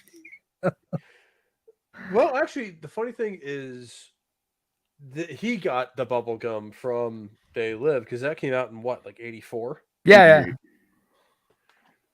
No, that's what I meant. That like as you start growing up, and then you see a movie, to everything. You get the references in reverse though. If you played Duke Nukem when you're a little kid, and then you start seeing like older movies, and that's kind of how I experienced. Like I definitely played Duke Nukem 3D before I ever saw They Live or Army of Darkness. So then when I saw them, it was like, oh, cool. I wish. Bye, honey. Puppies. Mama's leaving. Sorry, X-Ray Girl's leaving. All right. I wish that, we had more time with those kind of memories, like, Roddy Piper in fucking They Live. Like, that's one of the best fight scenes of all time because it's literally just him and Keith David just smashing the shit out of each other. Yeah. Like, there's no choreography. It's literally just him and Keith David going to town. For the record, that movie came out in 88. 88, okay. I thought I said 88. Is my microphone all fucked up? Duke Nukem 3D would have been like 94. I want to say maybe 95. I want to say 95, 96, somewhere in there. Right. It would have been 94. 94 was Doom 2, and then 96 was Quake, and Quake was kind of the game changer for first-person shooters. One of my favorite moments with like actually seeing it kind of go the other way around was seeing Macho Man Randy Savage in Spider-Man in 2003. As Bonesaw. the now famous homophobic joke. Yeah, the funny part is that apparently Toby had been told that Randy would tone it down for their scene. Mm-hmm. And that whole "I got you for 3 minutes" was completely unscripted. Like they were in the ring together, and he just and like that reaction from Toby was real. Oh man, because Randy just went fucking ham on him, which completely fits Randy's character. Like I gotta respect the guy who lives his life in character. Yeah, absolutely. Like, that's who Macho Man Randy Savage was. And that's why I love Hulk Hogan and I love some of the other guys from WWF, but Randy Savage will always hold a place in my heart as just like, this dude not only fucking did it, he lived it. Now, Stone Cold Steve Austin was a little bit after those guys, right? Yeah, he was. Yeah. He was the next generation. Yeah, so he's the one that I grew up with. Him and Undertaker. Undertaker's my favorite. A little bit younger. But Undertaker, I think, was kind of in both of those eras. I've never been a He big was. wrestling guy, but knowing what I know about video games, I can kind of track a lot of wrestling eras based on which wrestlers were in the wrestling games that I played. oh at, like, yeah, Absolutely. yep. So I could tell you that Stone Cold Steve Austin and The Rock, like Dwayne Johnson, The Rock, were around the PlayStation 1 and 2 era. Oh yeah, So that's Yeah, 95. They I were- remember. they were Hulk Hogan very was a high. Super Nintendo era wrestler, and so was Macho Man Randy Savage. Mhm. The Oh, Macho okay, Man. yeah. I remember playing the WrestleMania arcade game out at Aladdin's Castle. Oh, in, yeah. Mountain View. Yeah. Oh yep. I fucking remember the old WrestleMania games. Dude, those games like, were on fucking on awesome, man. arcade. And Yeah, that for was those of you guys- usually N64 was the genre that they kind of, or at least in that area, it was widely regarded the N64 games were the best ones, particularly the WCW games. Oh yeah. But Oh yeah. yeah, I was always a PlayStation guy in that area, so I didn't really play a whole lot of them. I would but, love to. I'll say this though, funny talking about Doom and N64. Doom 64 is like arguably the best of the original style Doom games, and it's the only one that Okay. wasn't made by id. Like the levels were designed by Yeah, that's the funny Acclaim. thing is it was basically a 3D copy of the original Doom. Well, it wasn't even 3D. It's still kind of done in like the original Doom engines. It's just it has these like colored lighting effects and all these sort of weird touches Well, that but they it threw did into have it. that. It did have that 64-bit processing, Mhm. But which it's made still which made it semi 3D. yeah, but it was still kind of constructed with pixel vector maps in the same way Yeah. that the original Doom games were. But if you play now, like today, on pretty much anything like Steam, Switch, I think it's on PlayStation and Xbox as well. But the Night Dive Studios remake of Doom 64, it's like absolutely incredible. And it makes you kind of think like, man, the level design in this game is like really, really solid. Like whoever was working at Acclaim at the time, they were able to just to design some like S tier Doom levels. And I had never really realized it until like this about maybe 2-3 years ago is when I first played Doom 64.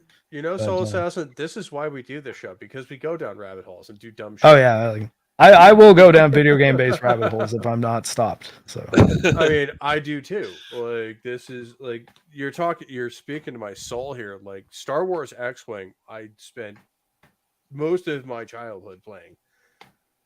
have you played Squadrons? Yes, I have. What do And, you think of it?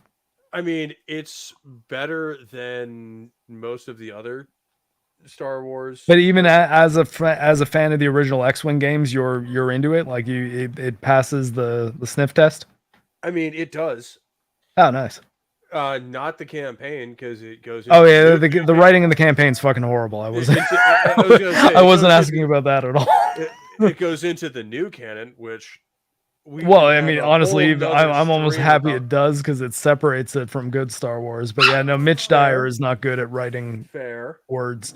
But I found though it was a very good game to play in VR. From a mechanic standpoint, it's very similar to X-Wing.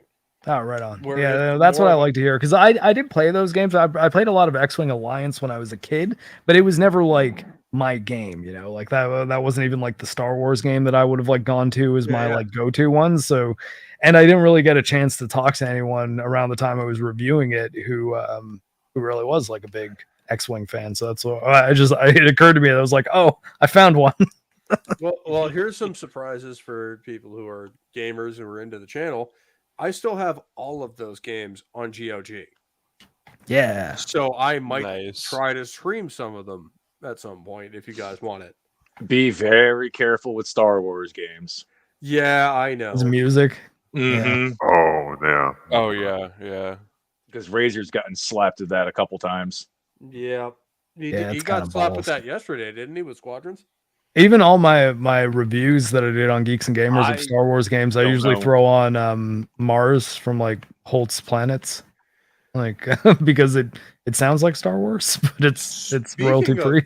That there's actually a metal artist that we're going to cover in the near future. I think that the Mars suite was their initial influence for making that song, and it turned into a legend. That's a really good song. Which is "Am I Evil" by Diamond Head. Huh, neat. The intro to that song is the Mars Suite by Gustav Holst. Holst, that's correct. Or Holt. I always want to say Holtz, but I think it is just Holt, like with no Z at the end. But no, yeah. Speaking actually of bass and classical music, I used to play like an upright bass with a bow in like the Toronto Symphony Youth Orchestra, and we actually played the Planets. Oh, yeah, very cool. But yeah, likely wouldn't have been able to do that had I not started playing bass guitar when I was listening to Tool back to tie back into the topic.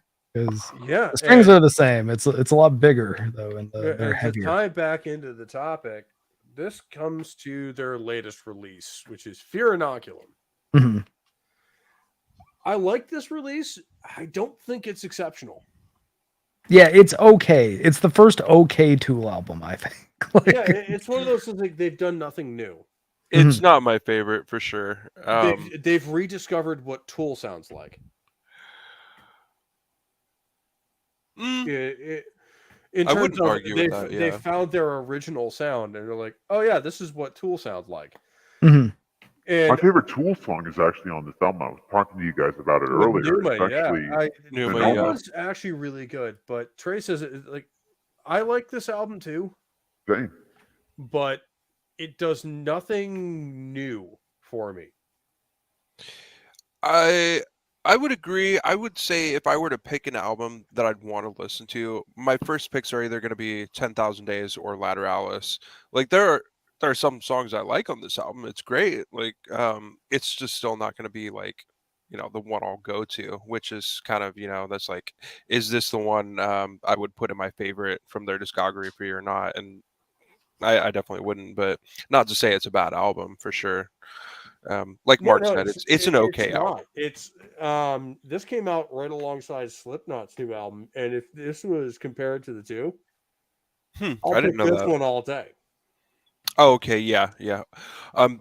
Not being a huge Slipknot fan, I'd agree with that. Yeah, I'd rather listen to Tool. Because there are a couple of songs on the new Slipknot record that we'll talk about at some point, because we're going to get to Slipknot. God help us all.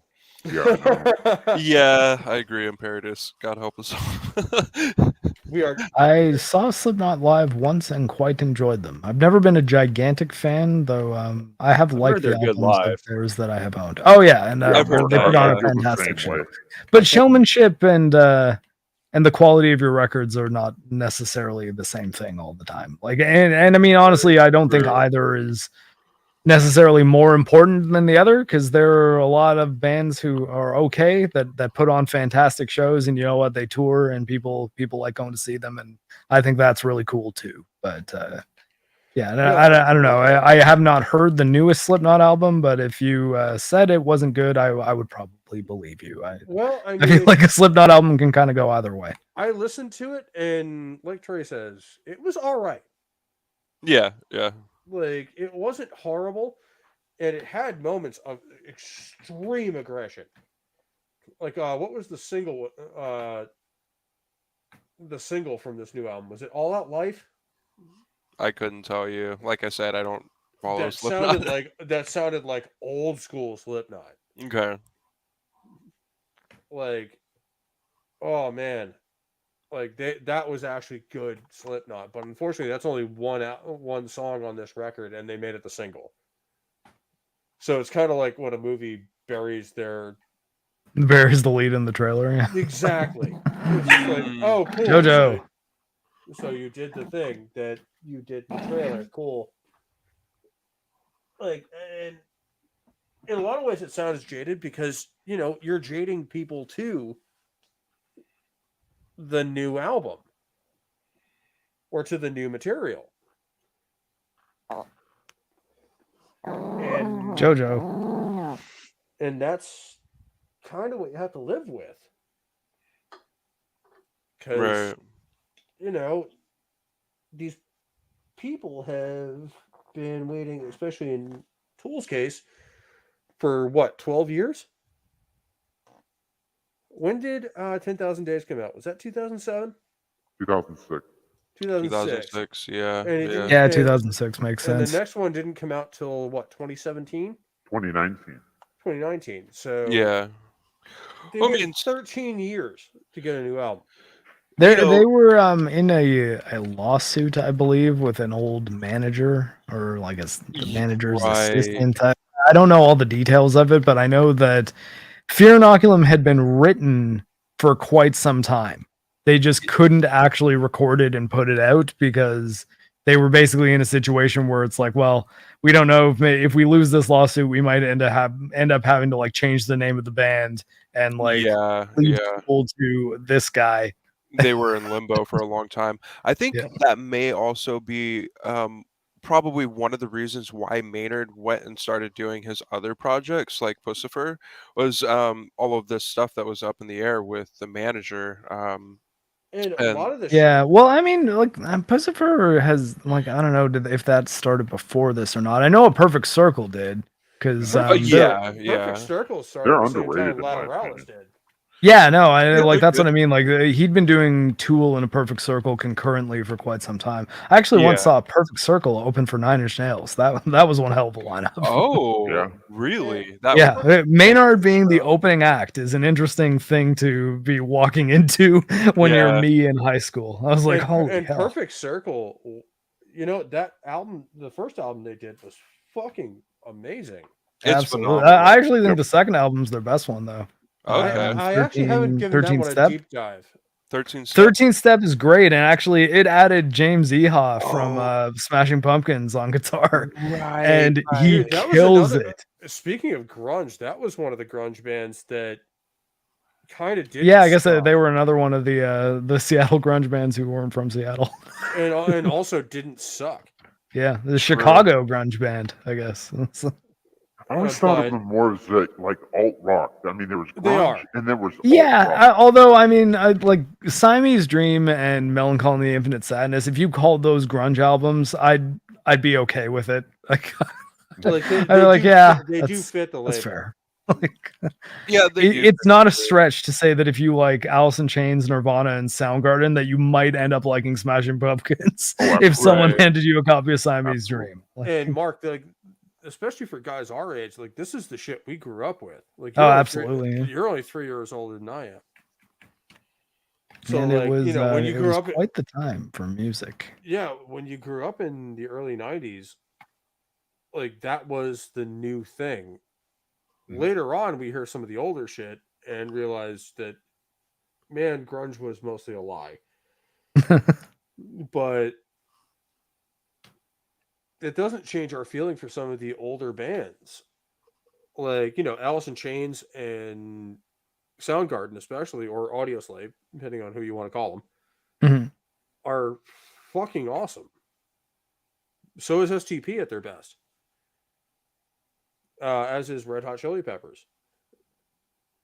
Chili Peppers, I lost a lot of respect for after I saw them live once. I was like, at least Anthony Kiedis does not sound very good in person. Well, because he's probably stoned out his fucking gourd.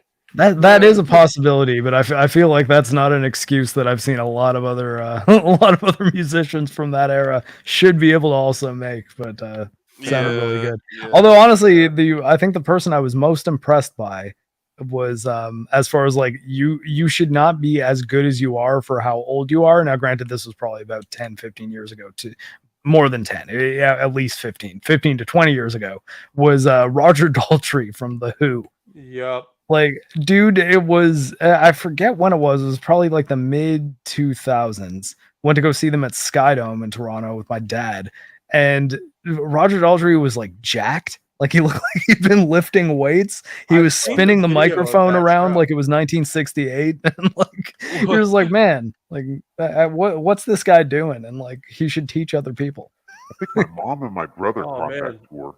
She was really Trey impressed. Brings it up. The first couple Linkin Park albums were fucking monsters. Oh, absolutely. Yeah, and at the time on MTV, that was like the only thing like metalheads could relate to. That everything and Korn. else was just That and Korn. with follow the leader, which Yeah. is one Yeah, of their yeah. best releases, and we're gonna get to Korn, ladies and gentlemen. We are gonna get to them one of these days because they are, I think, underrated due to their later output. Well, I mean, Korn, I think, is a victim of being a band that has a lot of their initial work be rooted in the emotions of downtrodden teenagers from broken homes. And their later albums, I think, kind of became a victim of like, okay, we're rich now. We gotta still write music. What do we tap into exactly? And I think but their early shit, especially like on bass with like Blind and shit like that. oh yeah, absolutely. The brilliant. self-titled Korn album and Life is Peachy and even Follow the Leader, I think, were great albums. I think it's once Issues Forward started happening that's like, I think Korn they might need to tap into something new.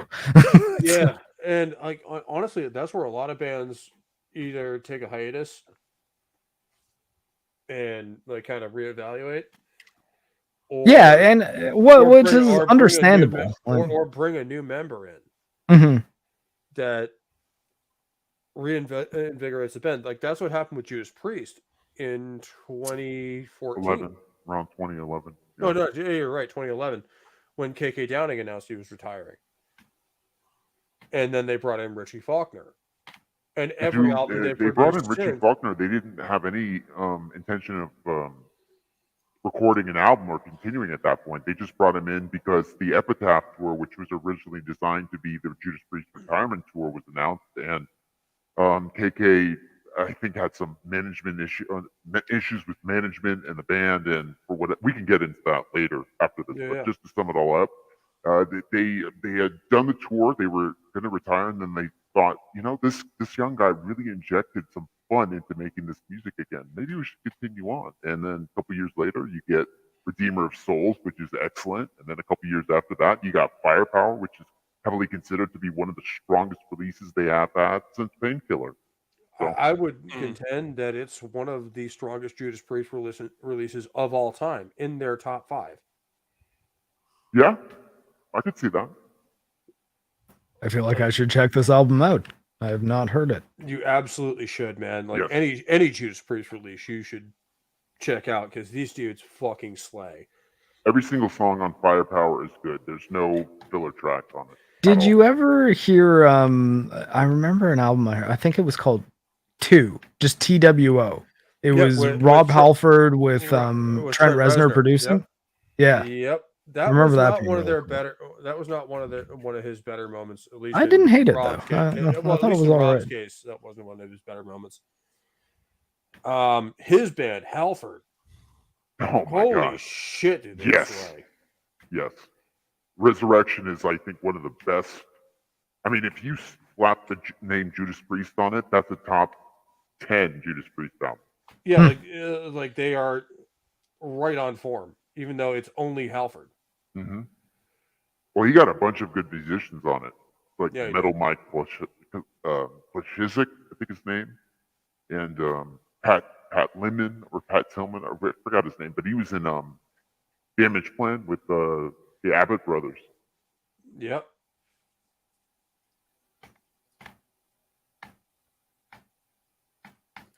But no, man, there's a reason those bands carried through this era where it was kind of the doldrums for heavy metal, where there was no new music coming out, or the stuff that was stuff like Tool, where it was a very different sound. It was a lot darker. It wasn't party music anymore. Yeah, I think that's fair to say. I learned that probably anytime I was at a high school party and they're like, "Hey, throw something on," and I'll throw on Tool, and they're like, Yeah, they're expecting dance music. Yeah, it's like, what is this? It's like, no, give it 6 minutes. Don't worry. Yeah, right. 6 minutes. And like, Tool is music for music fans. Yeah, and I think, and that's why a lot of people kind of give it the like Tool fans are pretentious thing. Which I mean, I don't know that I would necessarily even argue with, because like I could see a Tool fan sounding pretentious.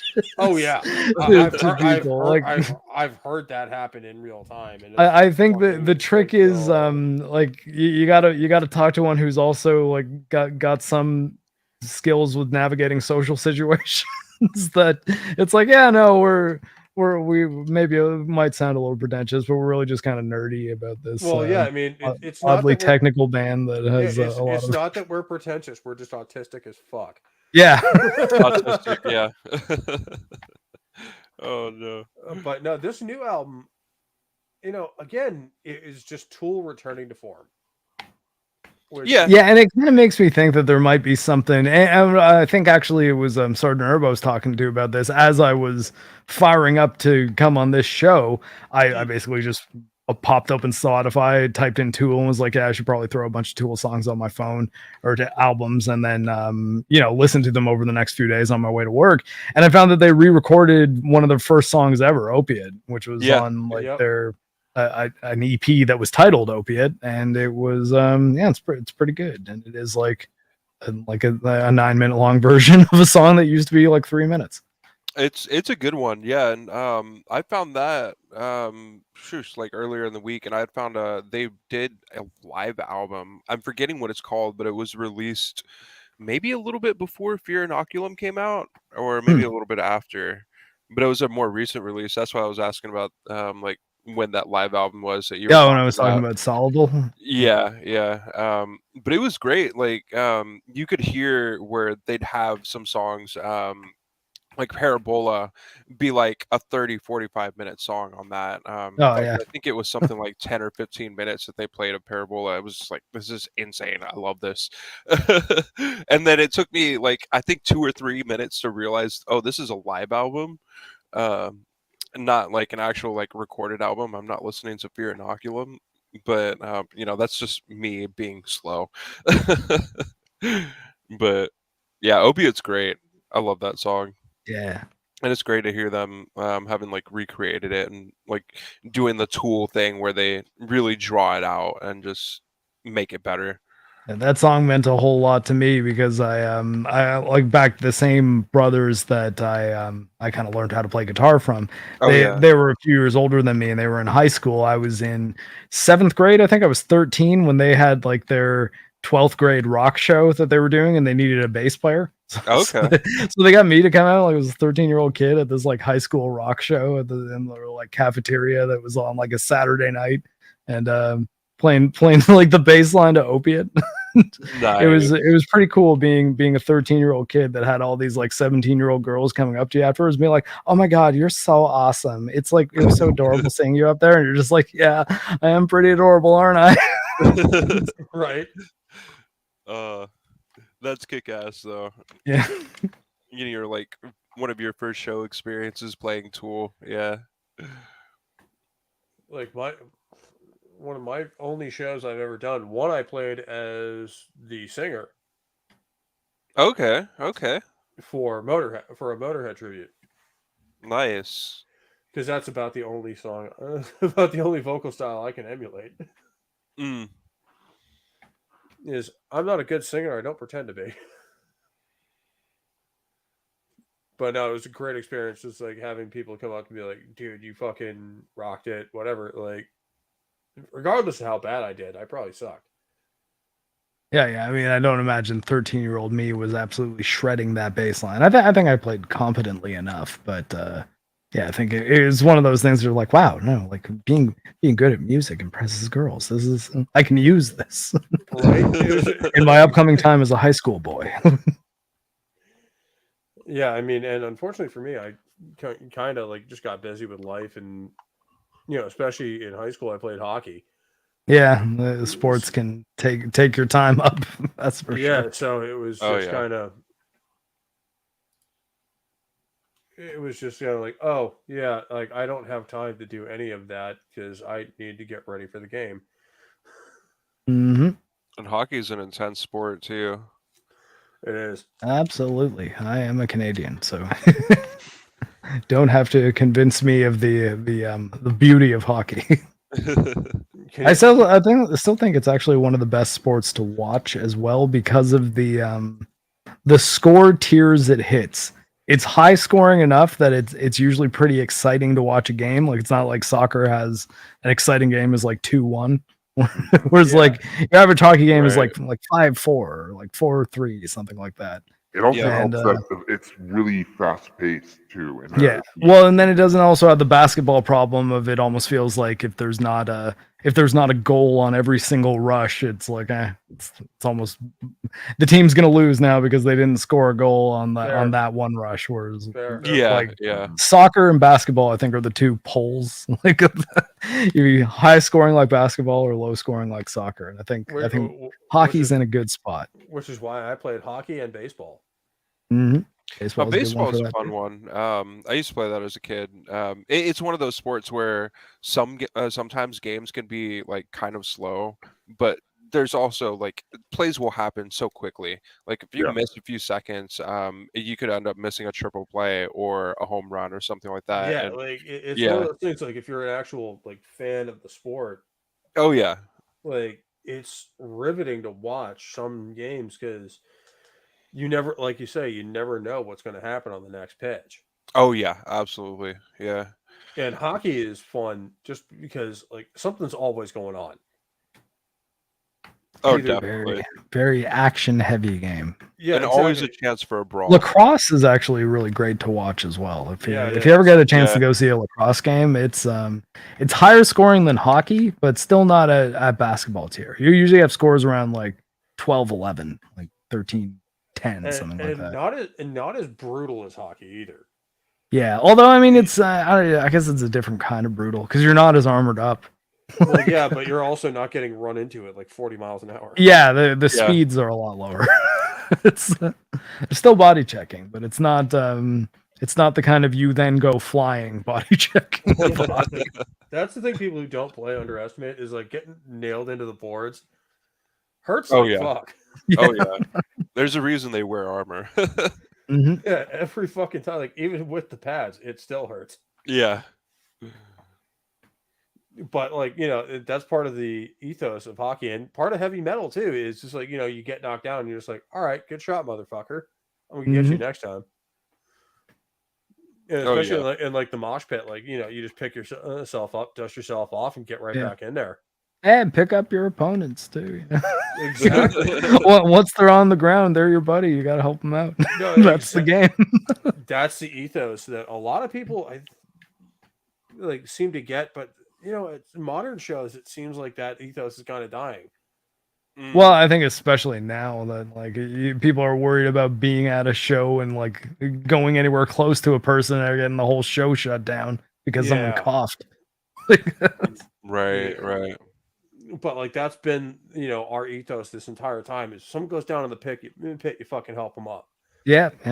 There's always the one asshole who seems like he's there just to like cause trouble. Yeah. But and he usually gets his shit pushed in. Yeah, well, I mean, and that's kind of the thing, and you'll find that the vast majority of people you go to see shows or not that you go to see shows with, that you find yourself at shows with at the same time, like not your buddies, but just the people who are also there. Mm-hmm. Like that bond is kind of an interesting thing, and like I think some people just don't really get it, but it's kind of the thing that's like, wow, you guys like you're throwing elbows at each other and like running at each other at top speed in the middle of like a circle where you're bashing into each other. Like, how are you all not just getting hurt? You're like, because it's not like we're going for each other's faces and balls and eyes. Yeah, exactly. Right. We're just, we're partying. We're having some fun. We're getting out some aggression. And also the smaller people in the pit, we tend to protect them. Yeah. Because like, we're big. We can handle that kind of shock. I've never gone near a mosh pit. I can't stand it. Sorry. Yeah, I mean, not for everybody. Yeah, it's not for everybody, but like, if it like, especially for the larger guys like us. Yeah, like, I'm a small guy. I'm not tiny by any measure. I'm not that short, but I'm not that tall either. So it's just. Don't I'm wanna the be old I guy think who's that back like in the my, car my point to nowadays. bring up me just being a short guy is that like stature I think has less to do with it than you think. It's more just like it's The honestly not attitude. too much different than like I don't know, dancing at an EDM show. Like I mean it's just a thing that you're doing. There's just kind of a different type of contact. Yeah, but And like it's Yeah. the mosh pit at the show I was at a couple of weeks ago, like there's a guy in there who's like probably 5'4". Mhm. So my 6'2" ass has to protect him. Like you can't just leave him on his own in the pit. Oh like yeah, that. like 'cause you want him to have a good time too, right? Like, Exactly. it's- Like he's just gonna get run over, and that's not fun for anyone. So like you kind of bump up against him and fucking do your thing, but like at the same time there was that etiquette. Yeah, like you're not trying to win the mosh pit. It's not a con. There is no winning the mosh pit. Well, some people who get drunk, they definitely think it's a competition. Oh yes, they do. I mean that's And true, and I find That's that's why it's often good to have that mentality of like, hey, if someone's getting kind of out of line, like protect the people who he's making problems for, and Yeah, he'll exactly. probably get the hint before long, or security will remove him. That's another thing. I have Well- seen some people get brutalized for hitting the wrong person in a pit. Oh, you Yeah. just elbowed a 5', 18-year-old girl. Oh, Broken nose for Oh. you. At the very least, broken nose. you are gonna have a bad night. Yeah. Trust me, we see that shit. I've seen. I'm sorry, Mr. Security Guard. You have to break the nose of that one now. That's No, it's why I'm more here. like more like Mr. Security Guard. Isn't it time for your smoke break? Yeah. Well, that was what was great about the venue. I've seen a lot of shows at over the years. Is the security guys knew and recognized some of us because we were there for every metal show, just about. So if they saw us putting the boots to somebody in the mosh pit, they kind of like, oh, all right, we'll be back in about 10 seconds, Yeah, 20 seconds. Then then they'd escort them out and be like, well, did you see what happened? Tell this one time, did you see what happened? Yeah. Why didn't you stop them? Because I saw what you did. There's been a couple of shows I've been to that are like that or were like that. It's I mean it's just what happens. You're an asshole. You knock somebody out that is like cannot take a hit or you should not be hitting it. Yeah, you're gonna get shit. Or the guys in the crowd who are just being a dick. Yeah, Like Yeah. in Paradise, I know you've seen it. Some of the skinheads, Mm-hmm. they can never behave themselves, can they? Not usually. not usually. And they usually just get taken care of. Yeah, thankfully I didn't have to deal with too many of them in like the underground metal scene for the most part. Usually Yeah. they popped up if there's like a hardcore band on the bill or something. Yeah. Yeah. I dealt with it a couple of times, but it's always fun when it's just like, boys, you know the rules. It growing up and It's like a lot of you guys can come to our shows, you guys can hang out, bang heads with the rest of us, and just be a normal dude. yeah. You start Some- throwing Hitler salutes and shit like that. Oh no, that's the worst, dude. Then you're gonna get Yeah, handled. it's like, dear God, stop, please. Yeah, it's just like you're gonna get handled before security even gets to you. Yeah. Some of the metalcore shows that I would go to where it's kind of like a mixture between like hardcore punk and like heavy metal, Yeah, you yeah. would run into some of those skinheads and they were not well liked by basically anybody else. Like everybody else hated No, them. And 'cause you they- knew how to spot them. Yeah, they have their own bands, they have their Mhm. own shows. We don't go to those shows. It is what it is. Yeah. We just kind of don't interact with that side of the sphere. And if Yeah. they want to interact with us, that's fine, but you do it on our rules. Like you start throwing Hitler salutes and shit like that, well, you're about to get in the pit and you're not going to like it. Yeah. Also, like you're making everyone else around you look bad. Like there's going to be a lot of guilt by association. Yeah, you that's- get beat up. You beat the shit out of them even harder because you don't want the guilt by association shit. Yeah. And Soul Assassin, that's true. I mean, the skinheads were a major part of the punk shows, but that's also why a lot of old school punk shows used to devolve into brawls. Yeah. because the skinheads would be there in, you know, sizable numbers, and just start getting the shit kicked out of them by everyone else.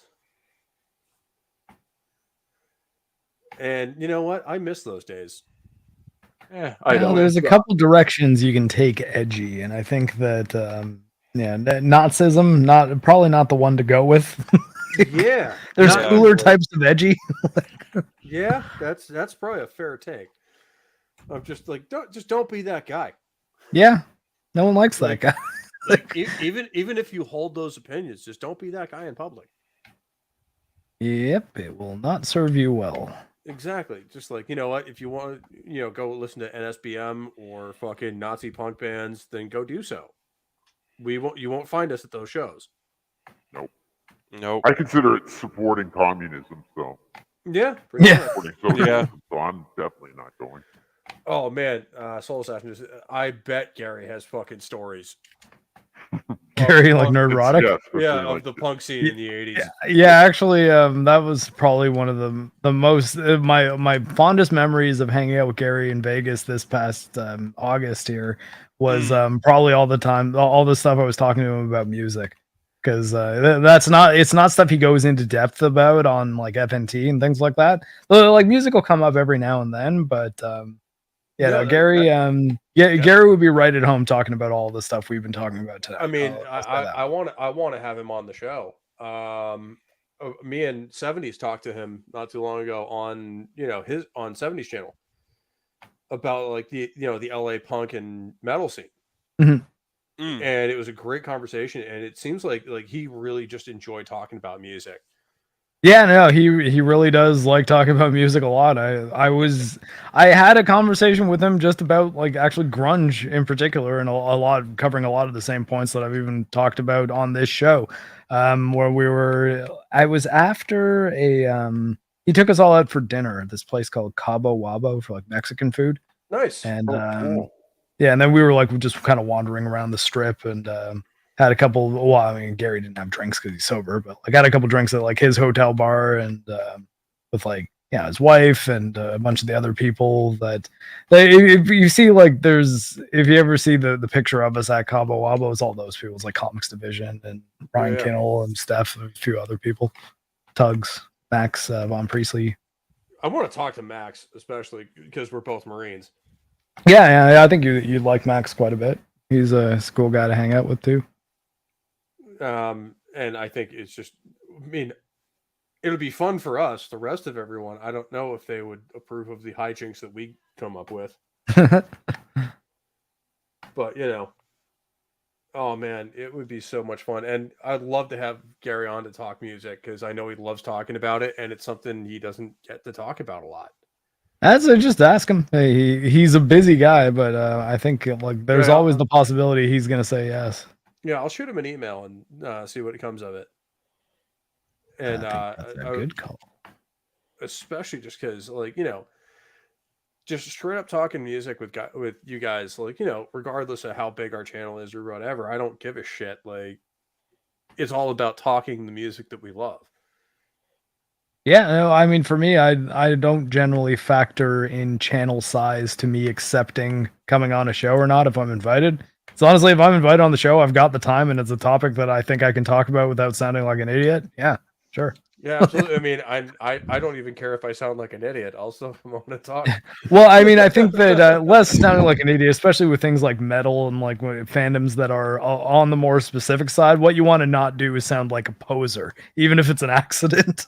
Like, it's like, Right. oh yeah, I love this band. I know everything about them. And it's like, well, I've listened to 4 of their 18 albums, you know?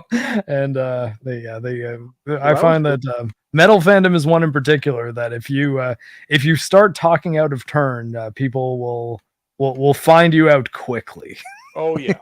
Oh, That's yeah. what I found funny about the last stream you and me did. I just mentioned to you that I tried that mod, and you're like, fuck it, let's stream it. Yeah. All right. Oh, I mean, yeah, that was the kind of thing I was like, hey man, like if I've got the time, and especially with the deal that I've been doing with Rumble, like helping them with their streaming service, I pretty much just need to spend as much time at home in a situation where I can live stream as much as possible. And if you guys like, I mean, I haven't even promoted it here because it's less about directing people to my Rumble channel and more of me getting the hours in. But I'm on live on Rumble right now. If you want to see my footage, like my camera with the puppies and everything, and I'm playing Cyberpunk 2077 and have been this whole show. Which that game is it's shaping up. They finally turned it into something decent. No, You man, know- like I had a lot of fun with it when it first came out, especially because I was playing on a, high end Good computer, yeah. Yeah. so I didn't have a lot of the problems that a lot of people had with it. And Mhm. that's one of those things that like I had fun with it, and the game has potential. Like it has. I'm having a lot more fun on this playthrough than I was on my previous one, and I'm basically not even touching the main story. I'm kind of like approaching it from the opposite direction. Whereas the first playthrough, what I played through for my review of it, that was right around launch on a very high end PC. It was like a full on like assault rifles and pistols build where I had a lot of mobility and was doing a lot of gunfighting. This one I'm playing because streaming Cyberpunk is still a bit of a pain in the ass because of just how heavy the game is. So I've been streaming it on my Xbox Series X, like playing the Xbox version of it with a controller, which I don't tend to play first person shooters with a controller ever if I have the option. But what that's made me do is invest in doing like a hacking build, like a full just Netrunner build where I've got basically I'm like a magic user effectively because I'm like the hacks in this game are essentially spells. And like I'm kind of like playing it like this digital sorcerer who has this like lightning whip, and it's been amazing. I was like, man, I kind of wish I played it. Like I would have had a more positive opinion of the game had I done this build before. Although at the same time, I don't know that because I know they did they buffed up the melee gameplay. But what's really helped a lot though is the driving just feels a lot better. Like you make me want to download it again. The fact that you can drive around the city now and it doesn't feel like absolute trash makes it so much easier to be sitting down playing this game for hours on end. Like I can't even tell you. I'm rarely even using the fast travel system. I kind of want to cruise around the city, which was a problem before because the cars handled like shit. I grew up playing games like Elder Scrolls 3 where you don't have a fast travel system. Oh my, yeah. Morrowind was that was that was a different time for actually I would argue the same type of RPG. Like Cyberpunk is more so a Bethesda RPG, like a Fallout or Elder Scrolls type thing, than it is Grand Theft Auto.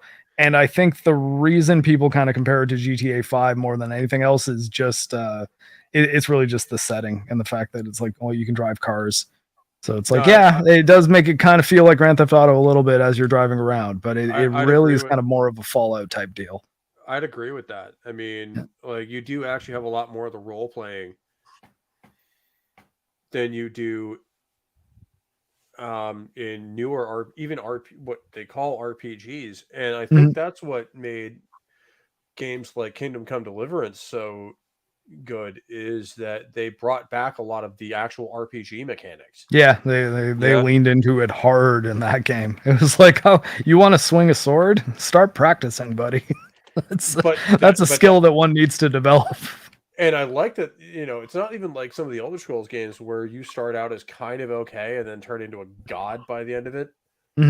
Like, you start out as an absolute retard, essentially, at pretty much everything. And then the skills you use, you actually kind of get good at. To the point where you're competent. Not like a god, but you can hold your own. That you can handle some of the threats in the game. Provided you're a little bit lucky. That's one thing I always enjoyed about the Souls games. Is like, you get to end game, you might be godlike, but there will still be things that'll push your shit in at a moment's notice. Same with Elden Ring. There's some fights in that game. Doesn't matter how strong you are, you better be technically sound on the game's mechanics, or you're not going to have a good time. My PlayStation playthrough, I still have not beaten Millennia because I refuse to shift my build. On that playthrough, I really want to be able to kill her with a Confessor build where I'm using Confessor type stuff, and I haven't been able to put that together quite yet. Soul Assassin. Yeah, Kingdom Come is not a simple game, nor should it be. I like it the way it is. I would agree with that sentiment. Yeah. Yeah. It's And- simple in that it decided to try to keep like Holy Roman Empire Croatia, I believe, is where it takes place. As, Yeah. Bohemia, which is modern. Or Czech Republic. yeah, Bohemia, which is I believe modern day Croatia. Like it's No, it's Czech Balkans, Republic. right? Czech Republic. Okay, yeah, those are pretty close together, are they not? Sort Am I of. way off on that? No, They're no, both in the you're- Balkans, aren't they? Dude, Czech is inland, and Croatia, I think, is towards the sea. Ah, okay. We're playing. I mean, Mark, you and me are both grew up in the era when the maps in our classrooms all just said USSR. Yeah, that's true. Yeah, And it was just one big giant red blob. So pretty much anything east of Poland, my geography is, spotty at best. Yeah, I mean that's understandable. Well, those countries also change names every decade or so. Well, That's yeah, another true thing as that well. definitely does make it complicated. Yes, Yeah. And Czechoslovakia. Czechoslovakia / Czech Republic, and it's like, wait, which one? Well, they split in the 90s. So it turned into the Czech Republic and Slovakia. Mhm. Not, Czechoslovakia, which, I'm not sure what the borders look like before all of the 20th century bullshit happened. But Right. They split into two different. Yeah. Just yeah. remember that it's where the first Hostel film took place, and the second, I believe. So, it's true. if you go there, the women will be hot, but be careful; they might be bait. That is a very, Not wrong. very good point, and words to live by. Yeah. Words Also, to live by. Indeed. Also in Mexico. Yeah, that's probably true too. I can attest to that firsthand. Hostel. That's one I haven't seen in quite a while. You can only watch A bit of an torture porn underrated for film, so too. long. I mean, honestly, it's torture porn for I'd say about a third of the movie in the middle, but the ending turns into a really solid like little revenge action movie, and I think the last bit of the first Hostel is fucking awesome. Yeah. And Soul Assassin with the OG Star Trek reference. Respect, brother. Respect. Yeah, I think X-Ray Girl is about to be starting a show where she's going to actively be watching episodes of like original Star Trek with I think streaming them through her YouTube channel, but they're going to be like obscured. But I think she's watched like 4 episodes so far, and she's really into it. So now wants to do a Nice. show on it, which made me happy Right. because I honestly didn't think she'd end up liking Star Trek. I thought it would be just kind of slow and boring for her, but she got into it. So I'm like, yes, okay, cool. I mean, Right TNG is probably my first fandom. She hasn't seen any of that yet, and I think that she might have to. The first season of TNG is a bit of a slog, but I think once you get to Yeah. season 3, you're fine. Like Yeah, it's all like gold from there. The first season or two, there are good episodes and there are bad episodes. Mhm. Fortunately for TNG, it starts off in one of the really good ones with Encounter at Farpoint. Yeah, And then it kind of goes off into the weeds a little bit. hey, Andrew Matthews in my chat, and your Barmy. How's it going, guys? Sorry, I realize I have a chat as well, but don't worry, it's usually not too populated. Yeah, no worries. But no, man, like Star Trek is. I remember watching that with my dad when I was a very, very little kid. TNG Mhm. and Deep Space Nine as well. And then when I got older, like that love just stayed with me, and I watched the older stuff. And it's just like it is with music, where like you grew up with a little bit of what your parents listened to, and then you kind of dig down that rabbit hole yourself Mhm. and find what you're really into. And in my case, it turned out that my parents were into the precursors that led to most of heavy metal. So like my dad's a huge fan of like Black Deep Purple, Mhm. Led Zeppelin, all that kind of stuff. Not a huge fan of Black Sabbath, although he likes a lot of their stuff. Although I'm not sure he knows it's Black Sabbath. I got to go see Deep Purple with my dad, with Ian Gillan singing, and Dude, Dream wow. Theater opened. Dude, how was that show? That That was sounds one hell of a show. fucking amazing.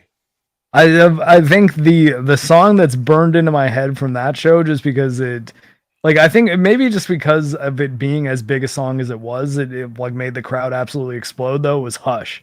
When they got to Hush, it was like the energy was shocking at that Deep Purple show. Nice. Like, because I could, especially that's an odd song to see it from. Like, I could see it from like Highway Star. Yeah, but like I mean, or, I like, think Face that Truckin'. I think it's because like Highway Star, I think is what they kicked off the show with, and then I think Smoke on the Water is what they ended it with, which I mean makes Fair. sense.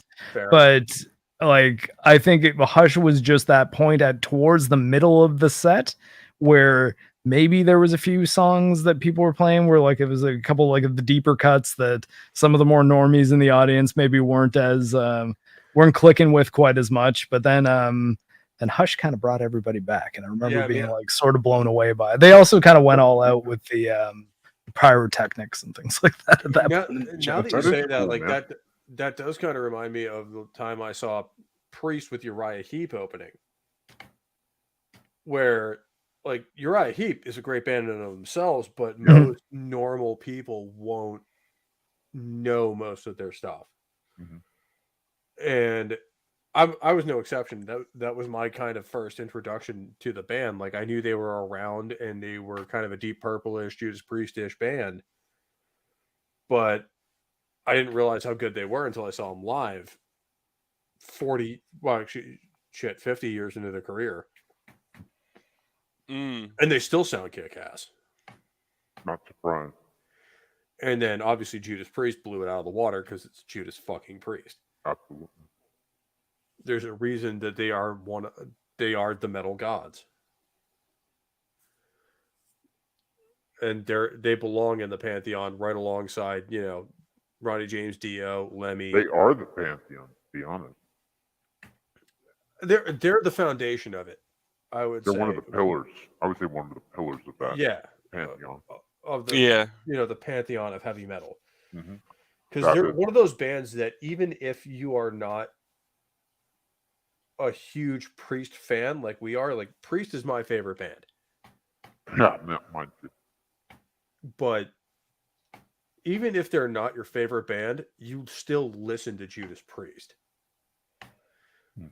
Imperatus, you probably have a good take on that. I mean, I would definitely put them in, like, as you put it, like the pantheon. If it wasn't for Priest, we wouldn't have a lot of shit. Period. Right. I'd agree with that. Yep. They're not somebody I listen to frequently, but that's also the way my tastes run. No, and like, but still, you as a metalhead, you listen to Judas. Oh, at some point in your life, as a metalhead, you will listen to Priest. There is no ifs, ands, or buts about it. It's just how it works out. Somebody's going to introduce him to you. You're going to hear a track somewhere. There's going to some way, shape, or form. You will get introduced to Judas Priest, whether you like him or not. That depends on your tastes. Yeah, and you're going to listen to some of it, and a lot of it is what I heard as a kid, which is the stuff you hear on the radio, which is not their good stuff.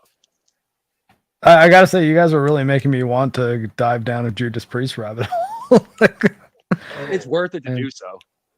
It's very worth it to do so. Even if you don't liking them all that much. Well, no, like I know Judas Priest. Like I've listened to them a fair amount. It's just it's been years since I've listened to any Judas Priest album extensively, and I think that that might be one that I would have some fun revisiting. Well, I mean, it's no secret that me and the Sentinel and Herbs actually did a stream on Screaming for Vengeance on its 40th anniversary, which I fucking love doing. That was a great show. That was one of my favorites.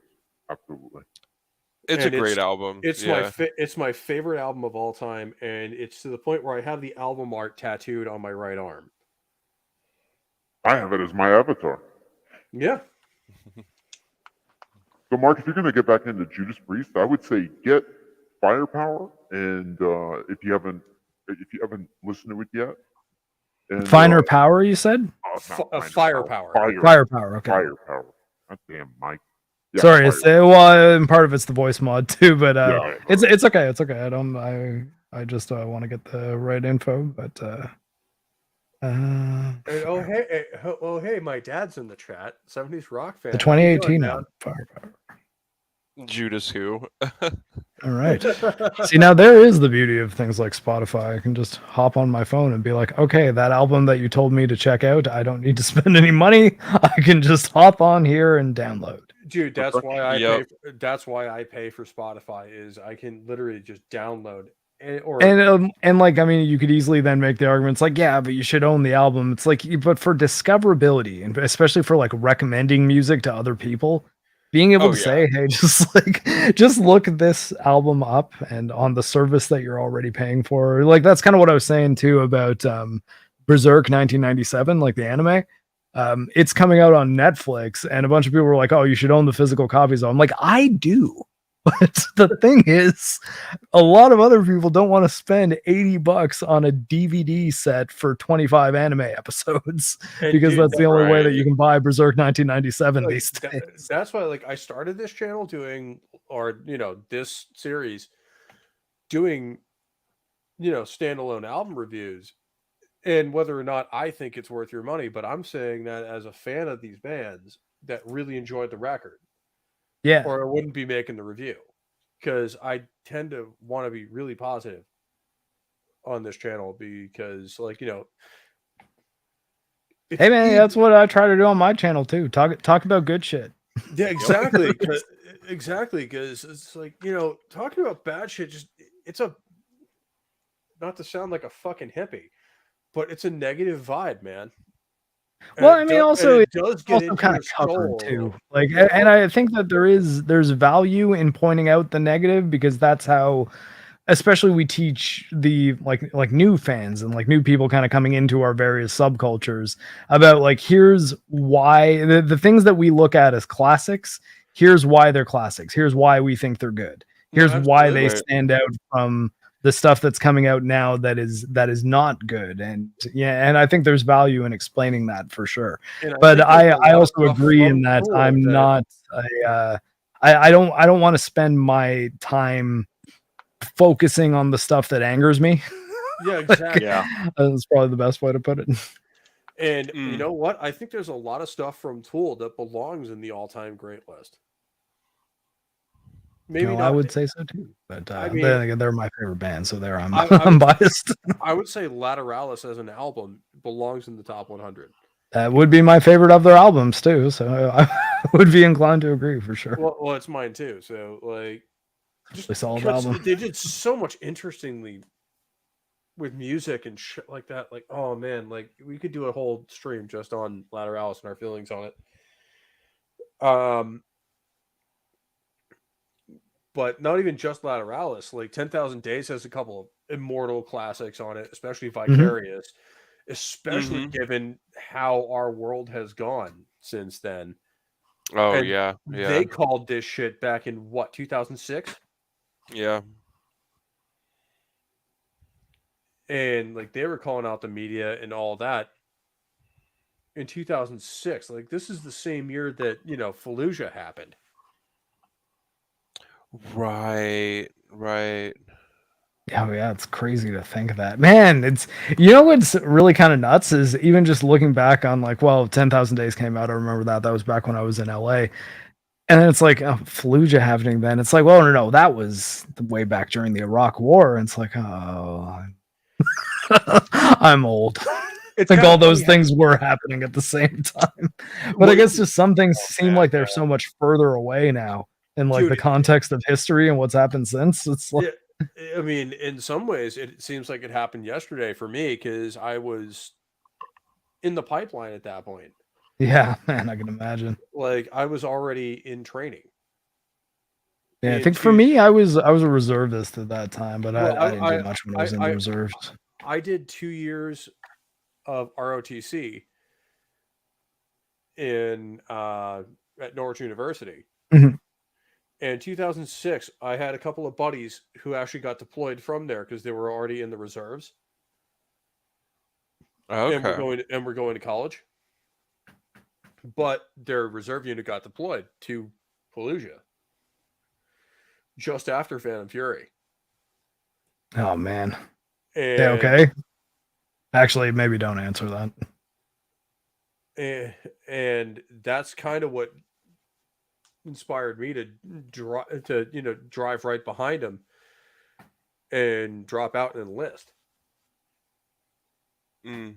rather than become an officer. Also, a lot of the political bullshit never struck me right. Mark, you know what I'm talking about. Yeah, I'm not even built for like NCM command, like that, mostly because getting promoted involves so much like having to constantly write reports on how great a job you're doing, and like you only get promotions in places where there's a position available. So a lot of the people that are trying to climb the ranks are they can be a little cutthroat because they know that promotions other people don't get are promotions they can get.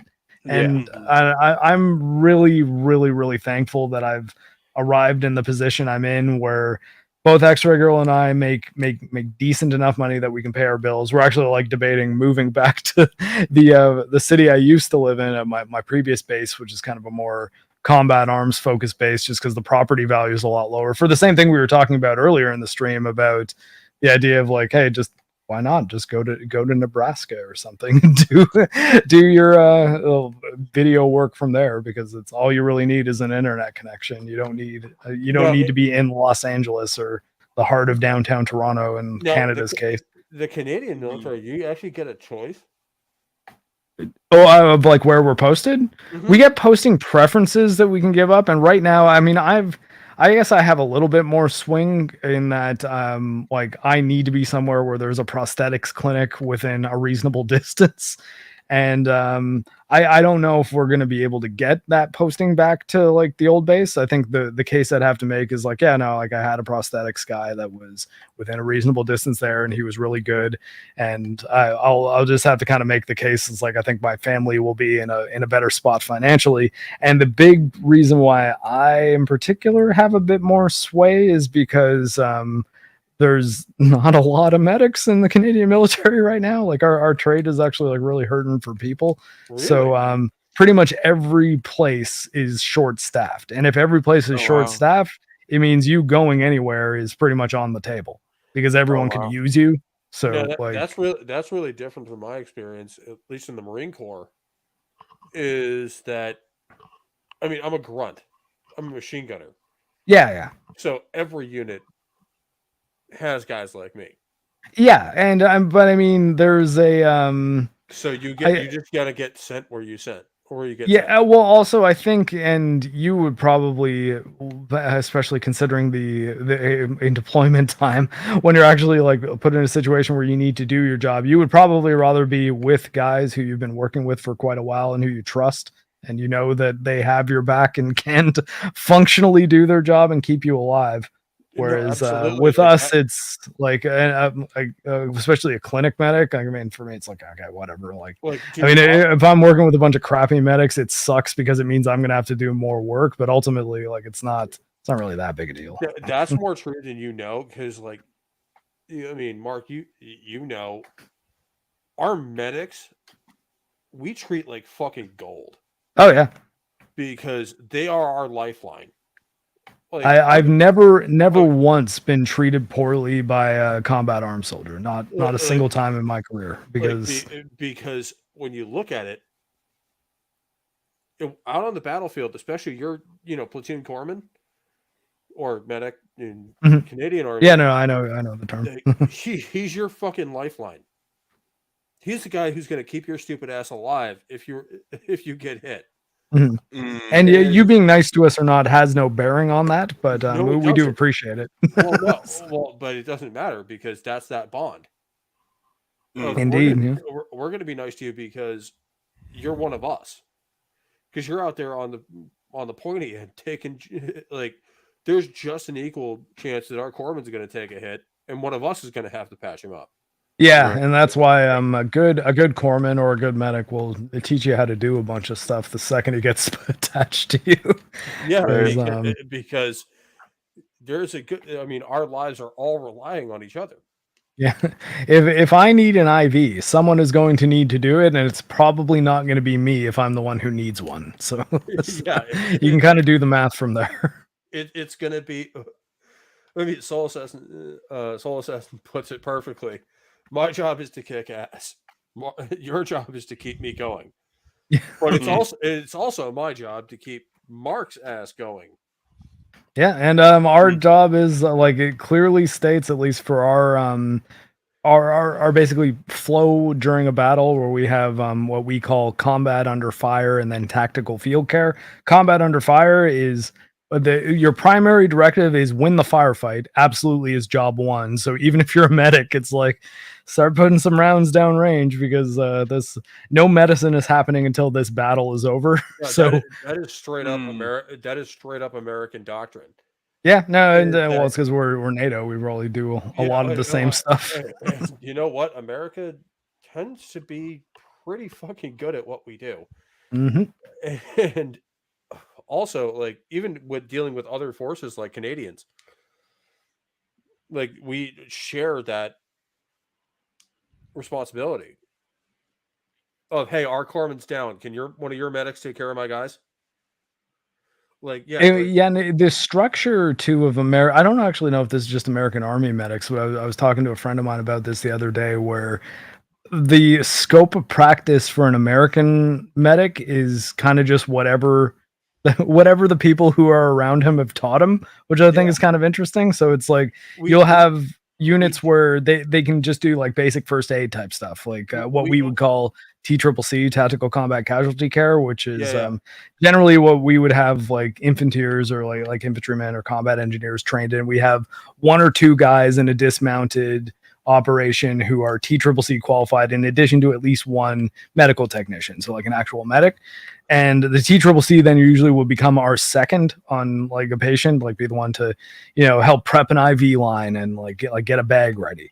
But there's some American medics that just TCCC is pretty much what they do. So it's just stabilization, and that's that. Which, don't get me wrong, it's very important. In fact, stabilizing your patient when they're in the MAR segment, like massive hemorrhage, airway, or respiration issues, like stabilizing them is flat out the difference between life and death. So yeah, I'm not minimizing that, but apparently some other American military medics, if they're deployed with, say, neurosurgeons, can just flat out like be taught to do like complex surgeries and stuff. And it's really just kind of they're at the mercy of the training of the people around them. And I think it's an interesting method.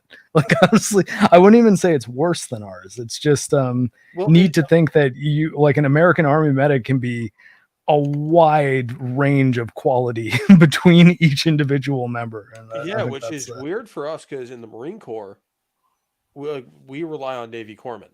Mm-hmm. And Navy field corpsmen, actually, like, the best of them try out for FMF, what they call Fleet Marine Force. Okay. So basically, like, he's deployed on ship? No, that's deployed with the Marines. Oh, okay. So yeah, like dismounted. You're a platoon corpsman. Okay, yeah. So boots on the ground deal. Like, you're out with us. So we get the best of what Navy medicine has to send of enlisted men anyway. And we also have our own course that we call Combat Lifesaver. Yeah, and that's probably like the TCCC equivalent. Yeah, or basically, like, I'm not a medic, but I can keep your ass alive long enough for the medic to get there. Hey, man, yeah, like, our basic skills aren't that hard to do, and they're not that hard to teach either. Like, I could confidently teach any of you the MAR sequence, like the top 3 things, like stabilization of injuries that are going to kill you immediately, like the alpha priority ones. I mean, ultimately, it's, if there's a hole, plug it. If there's air that is coming out of where it's supposed to be, stop it from getting out of there. And if there's no air going into where it's supposed to be, try to find a way to get air in there. And you have a couple techniques to resolve each one of those things. And there's only so many things that could be happening. And at a certain point, it's like, well, what if the problem is this and it's compounded by this factor and this factor and this factor? The sad thing to note is that's when your patient's going to die. And you have to be okay with that. You're not going to be able to save everybody. Sometimes the injuries are just too bad. But I think to get someone competent for the basics of our field medicine sequence, honestly, a week of solid training, I could get you there. I could get you there to like pretty much the level that I can do it at. Which that's basically what our CLS course. Yeah, and I mean, it's training worth of, like, we didn't learn to hang IBs or anything like that, but if you need to run an NPA or something like that, we know how to do that. Yeah, and NPA is one of the, like, if your patient is conscious, that is absolutely what you should be doing to control their airway, because it sucks, it's uncomfortable, but they're not going to vomit it out, and it will keep them from suffocating because they have no oxygen coming in. Well, But yeah, that's no, also where you it's an benefit interesting from job. well, that's also where you benefit from being a grunt. It's just like you're not. You get to turn to one of your boys and be like, "You're not going to like this." Yeah. You're definitely going to be telling me about the fact that I lubed up a piece of rubber and then stabbed you in the nose with it. But at the same time, you're also big enough to hold him the fuck down while you're doing it. I guarantee you, when this is over, you are going to thank me. You're not gonna see that now, but it will happen. It's one of those, and we'll talk more about this off stream, obviously. But man, it's been great talking music with you guys, and it's been great talking to you, Mark. Yeah. Sorry, we like I said, I can get off on tangents. Everybody who's not a military or a gamer. Oh no, we get off. We respect those tangents here because I start most of them. But no, man. It's been great fucking talking to you, and this band rightfully deserves their place in maybe not the Pantheon, but the Hall of Heavy Metal Heroes. Because they got and like I said, I think they are one of those bands that can kind of exist outside of heavy metal as a point of people being drawn to them, which can help them act as, I think, a gateway drug to other metal bands. And I think that absolutely. There's not a ton of bands that are like Tool, but Tool has their inspirational roots in a bunch of different bands that you can then go explore, and there's some good stuff to find. No, absolutely. Like I can hear a lot of Rush, I can hear a lot of Motorhead, like especially with that driving bass line. I can hear a lot of that in there. And man, just go listen to these fucking bands and listen to the band themselves. They'll tell you who they're listen to interviews with the bands. They'll tell you who their influences are. Yeah, Maynard's been on Rogan a few times too. You can even find them on like the most mainstream of mainstream podcasts that are still a little based. Yeah. Right. Yeah, those are great episodes too. I've watched them. I really like the Maynard's definitely an interesting guy. That was pretty badass. I recently liked the one with Aaron Rodgers too. Yeah, I like too. It was on when Maynard was on Rogan when they first started putting their music on streaming services, and they said like, well, it was kind of the thing we were talking about. You should listen to the album, and at least for Tool, I do still hold this. You should, and I think even they do. It's just he brought it up that he was kind of caught in a hypocrisy or like a contradiction, and that they didn't have a good argument against it. When they're like, yeah, we were fighting against the streaming service because we're just like, well, we want people to listen to our albums, like that's like listening to the album from track 1 to the end. That's how we intended you to hear them. So we didn't want to put it on this service that's mostly focused around just out of context songs. And then someone was like, well, do you always play them in order when you play them live? And he's like, fuck. And I thought it was cool seeing him kind of like have a sense of humor about that. He's like, yeah, well, we didn't really have a good argument against that. He's like, yeah, I guess you kind of got us there. And, well, I mean, in terms of the argument, you have Hooker with the Penis. Like, he makes the perfect argument. I sold my soul to make a record, and then you bought it. Yeah. So, like, I sold out to you. Indeed, and I think that there's definitely, as I say, utility in having things like Spotify for discoverability purposes. But at least with Tool, and I'm sure you guys would make the arguments for other bands, but as the representative of the like crazy Tool fanboy that's going to annoy everybody by being ultra pretentious about how much Tool's awesome, can definitely say that like they're a band that you will the experience will really benefit from setting aside the time, be it like a long drive, even if you're doing something else, or if you're like playing a video game or something, or if you're just, smoking a joint and listening to some music in the dark on headphones. Like either way, I think that the experience of listening to a Tool album, you really will benefit from going cover to cover on it and not just picking the hits off a playlist. No, and that's the perfect way to round this out. And I think we are going to round this out here because I know I got to go. I think a couple other guys too. So, Mark, where can people find you? Well, these days I'm most frequently actually found on Rumble, rumble.com/Mark the Cyborg. I'm actually there right now streaming Cyberpunk as I've been talking to these guys. So this whole show has been on my Rumble channel as well. Yes, so sir. It's one of the reasons why, though, when I guest, if anytime I'm doing a guest stream, you'll usually see me retweet the stream that I'm on, not my Rumble stream, because I want to make it clear that I'm not trying to like poach people's viewers. I'm just I'm just trying to multitask.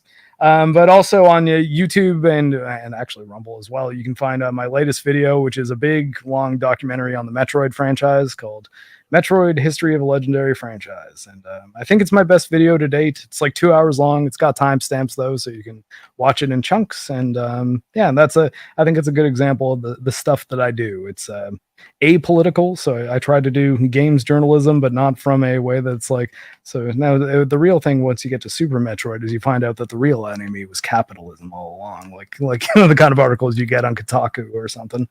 And but at the same time, I don't want to come from the other direction and be like, this is America's game channel. I'm just, I focus on the games on my channel. But yeah, that's pretty much that, and that's the best place to find me. Or I'm Cyborg Mark on Twitter because someone took Mark the Cyborg. Oh no. Yeah, it's okay. I've come to terms with it. Well, I mean, I'm banned off Twitter entirely, so Yeah. I've actually been getting some pretty decent success on Twitter. Like every so often, I'll have like one tweet that'll just get like 1,000 retweets and like 3,000 likes. This one was actually the most recent one was a meme that was a shot from Cyberpunk Edge Runners and then a shot from the Halo TV show, and it said like a well-written, faithful story that stays in canon makes player base explode. And then the bottom text is, "How's Halo Infinite doing these days?" I mean, those are the best memes where it's just like, it's not wrong. Yeah, like I had some Halo TV show stans telling me I was very wrong. I don't reply to them, but it is kind of funny seeing their arguments. Be like, what you don't understand, it was actually like a different take on Halo, and you're just not smart enough to get it. It's like, okay, sure. It's like the old George Carlin joke. Like, you know how stupid the average person is? Well, half of them are dumber than that. Yeah, exactly. Common sense isn't very common. And by the way, people like Carlin would get canceled today for doing the same shit. Oh God, my yes. Sentinel, where can people find you? Right now, you can find me on YouTube at the Sentinel. Just type it into the search chat, or you can find me on Instagram doing random things at the Sentinel43 on Instagram. And I'll be getting back to doing some gaming streaming, hopefully pretty soon. So, thank you for having me on, guys. Always good to have you, man. And Herbs, where can we find you?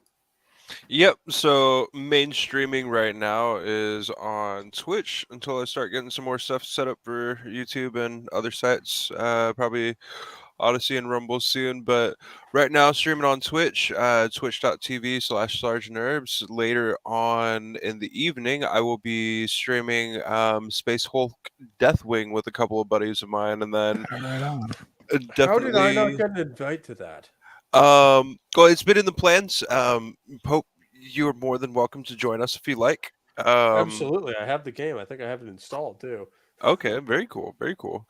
Yeah, we'll be streaming that later on. And then streams throughout the week. Definitely still working on getting some stuff all set up for doing some YouTube shows, but that'll be down the road in a couple of months. So just working on some stuff behind the scenes for that. But yeah, in the meantime, you can find me on Twitch and then Twitter, Sergeant_Herbs. Yeah, just hanging out and chilling. All right. Imperatus, my friend. What do you got going on? Not a whole lot this week. I just released another video. Like I said, 2 nights. Was it 2 nights ago? Was it 3 nights ago, whatever. It was either Thursday or Friday. Released another album review. That's up. So if you haven't seen it, go check it out. Other than that, just got to see what the week brings. I should be gaming with Foul Ball Productions Thursday night. We'll see if that goes on or not. And usually you can find me Friday nights on his channel on the MF or Cocktail Lounge. Other than that, I'll see what I got going on. Might be some surprises in the future. And then next Monday, be on that 70s Rock Fans channel talking Hammer horror movies. So That's gonna be fucking fun. yes, it is. I'll have to check that out myself. I love That's going to be a great time. I'm But gonna have I'm gonna have a good time just preparing for that show. yeah, indeed. But yeah, that's what I got going on. And as always, pleasure being here. As always, good to have you, man. I'm glad you're. I mean, glad you could make time for this. It just happened to work out surprisingly this week. Hell Yeah, yeah. man. And I can't wait to have you back on a regular basis, dude. Like, We'll see what happens. That's going to be a while, I think. yeah. Well, I mean, it might be a while before I make regular episodes, given how shit's going now. But good to have you on as always. And as for me, you can find me on here every Sunday for the time being for Rock and Roll Religion. You can find me on 70s Rock Fans channel every time he does. It's only talk and roll. Like Imperative said, we're going to be doing Hammer Horror next week, which is going to be fucking awesome. It's just going to be. If you haven't seen the old school Hammer Horror movies, do so. You're missing out. They And then are come unique. Yeah, and then come watch us talk about it. And other than that, you can catch me on Twitch every now and again when I remember I have a Twitch channel. Usually playing BattleTech or MechWarrior. Just wherever the mood strikes me. And other than that, just stay tuned to this space because I do have plans for a couple of standalone album reviews and a couple other things that I have coming up that I have planned. I have a couple of them written out. I just haven't had a camera to actually record it. So stay tuned. And with that, take care. Stay safe. I love you all. And I'll catch you next time.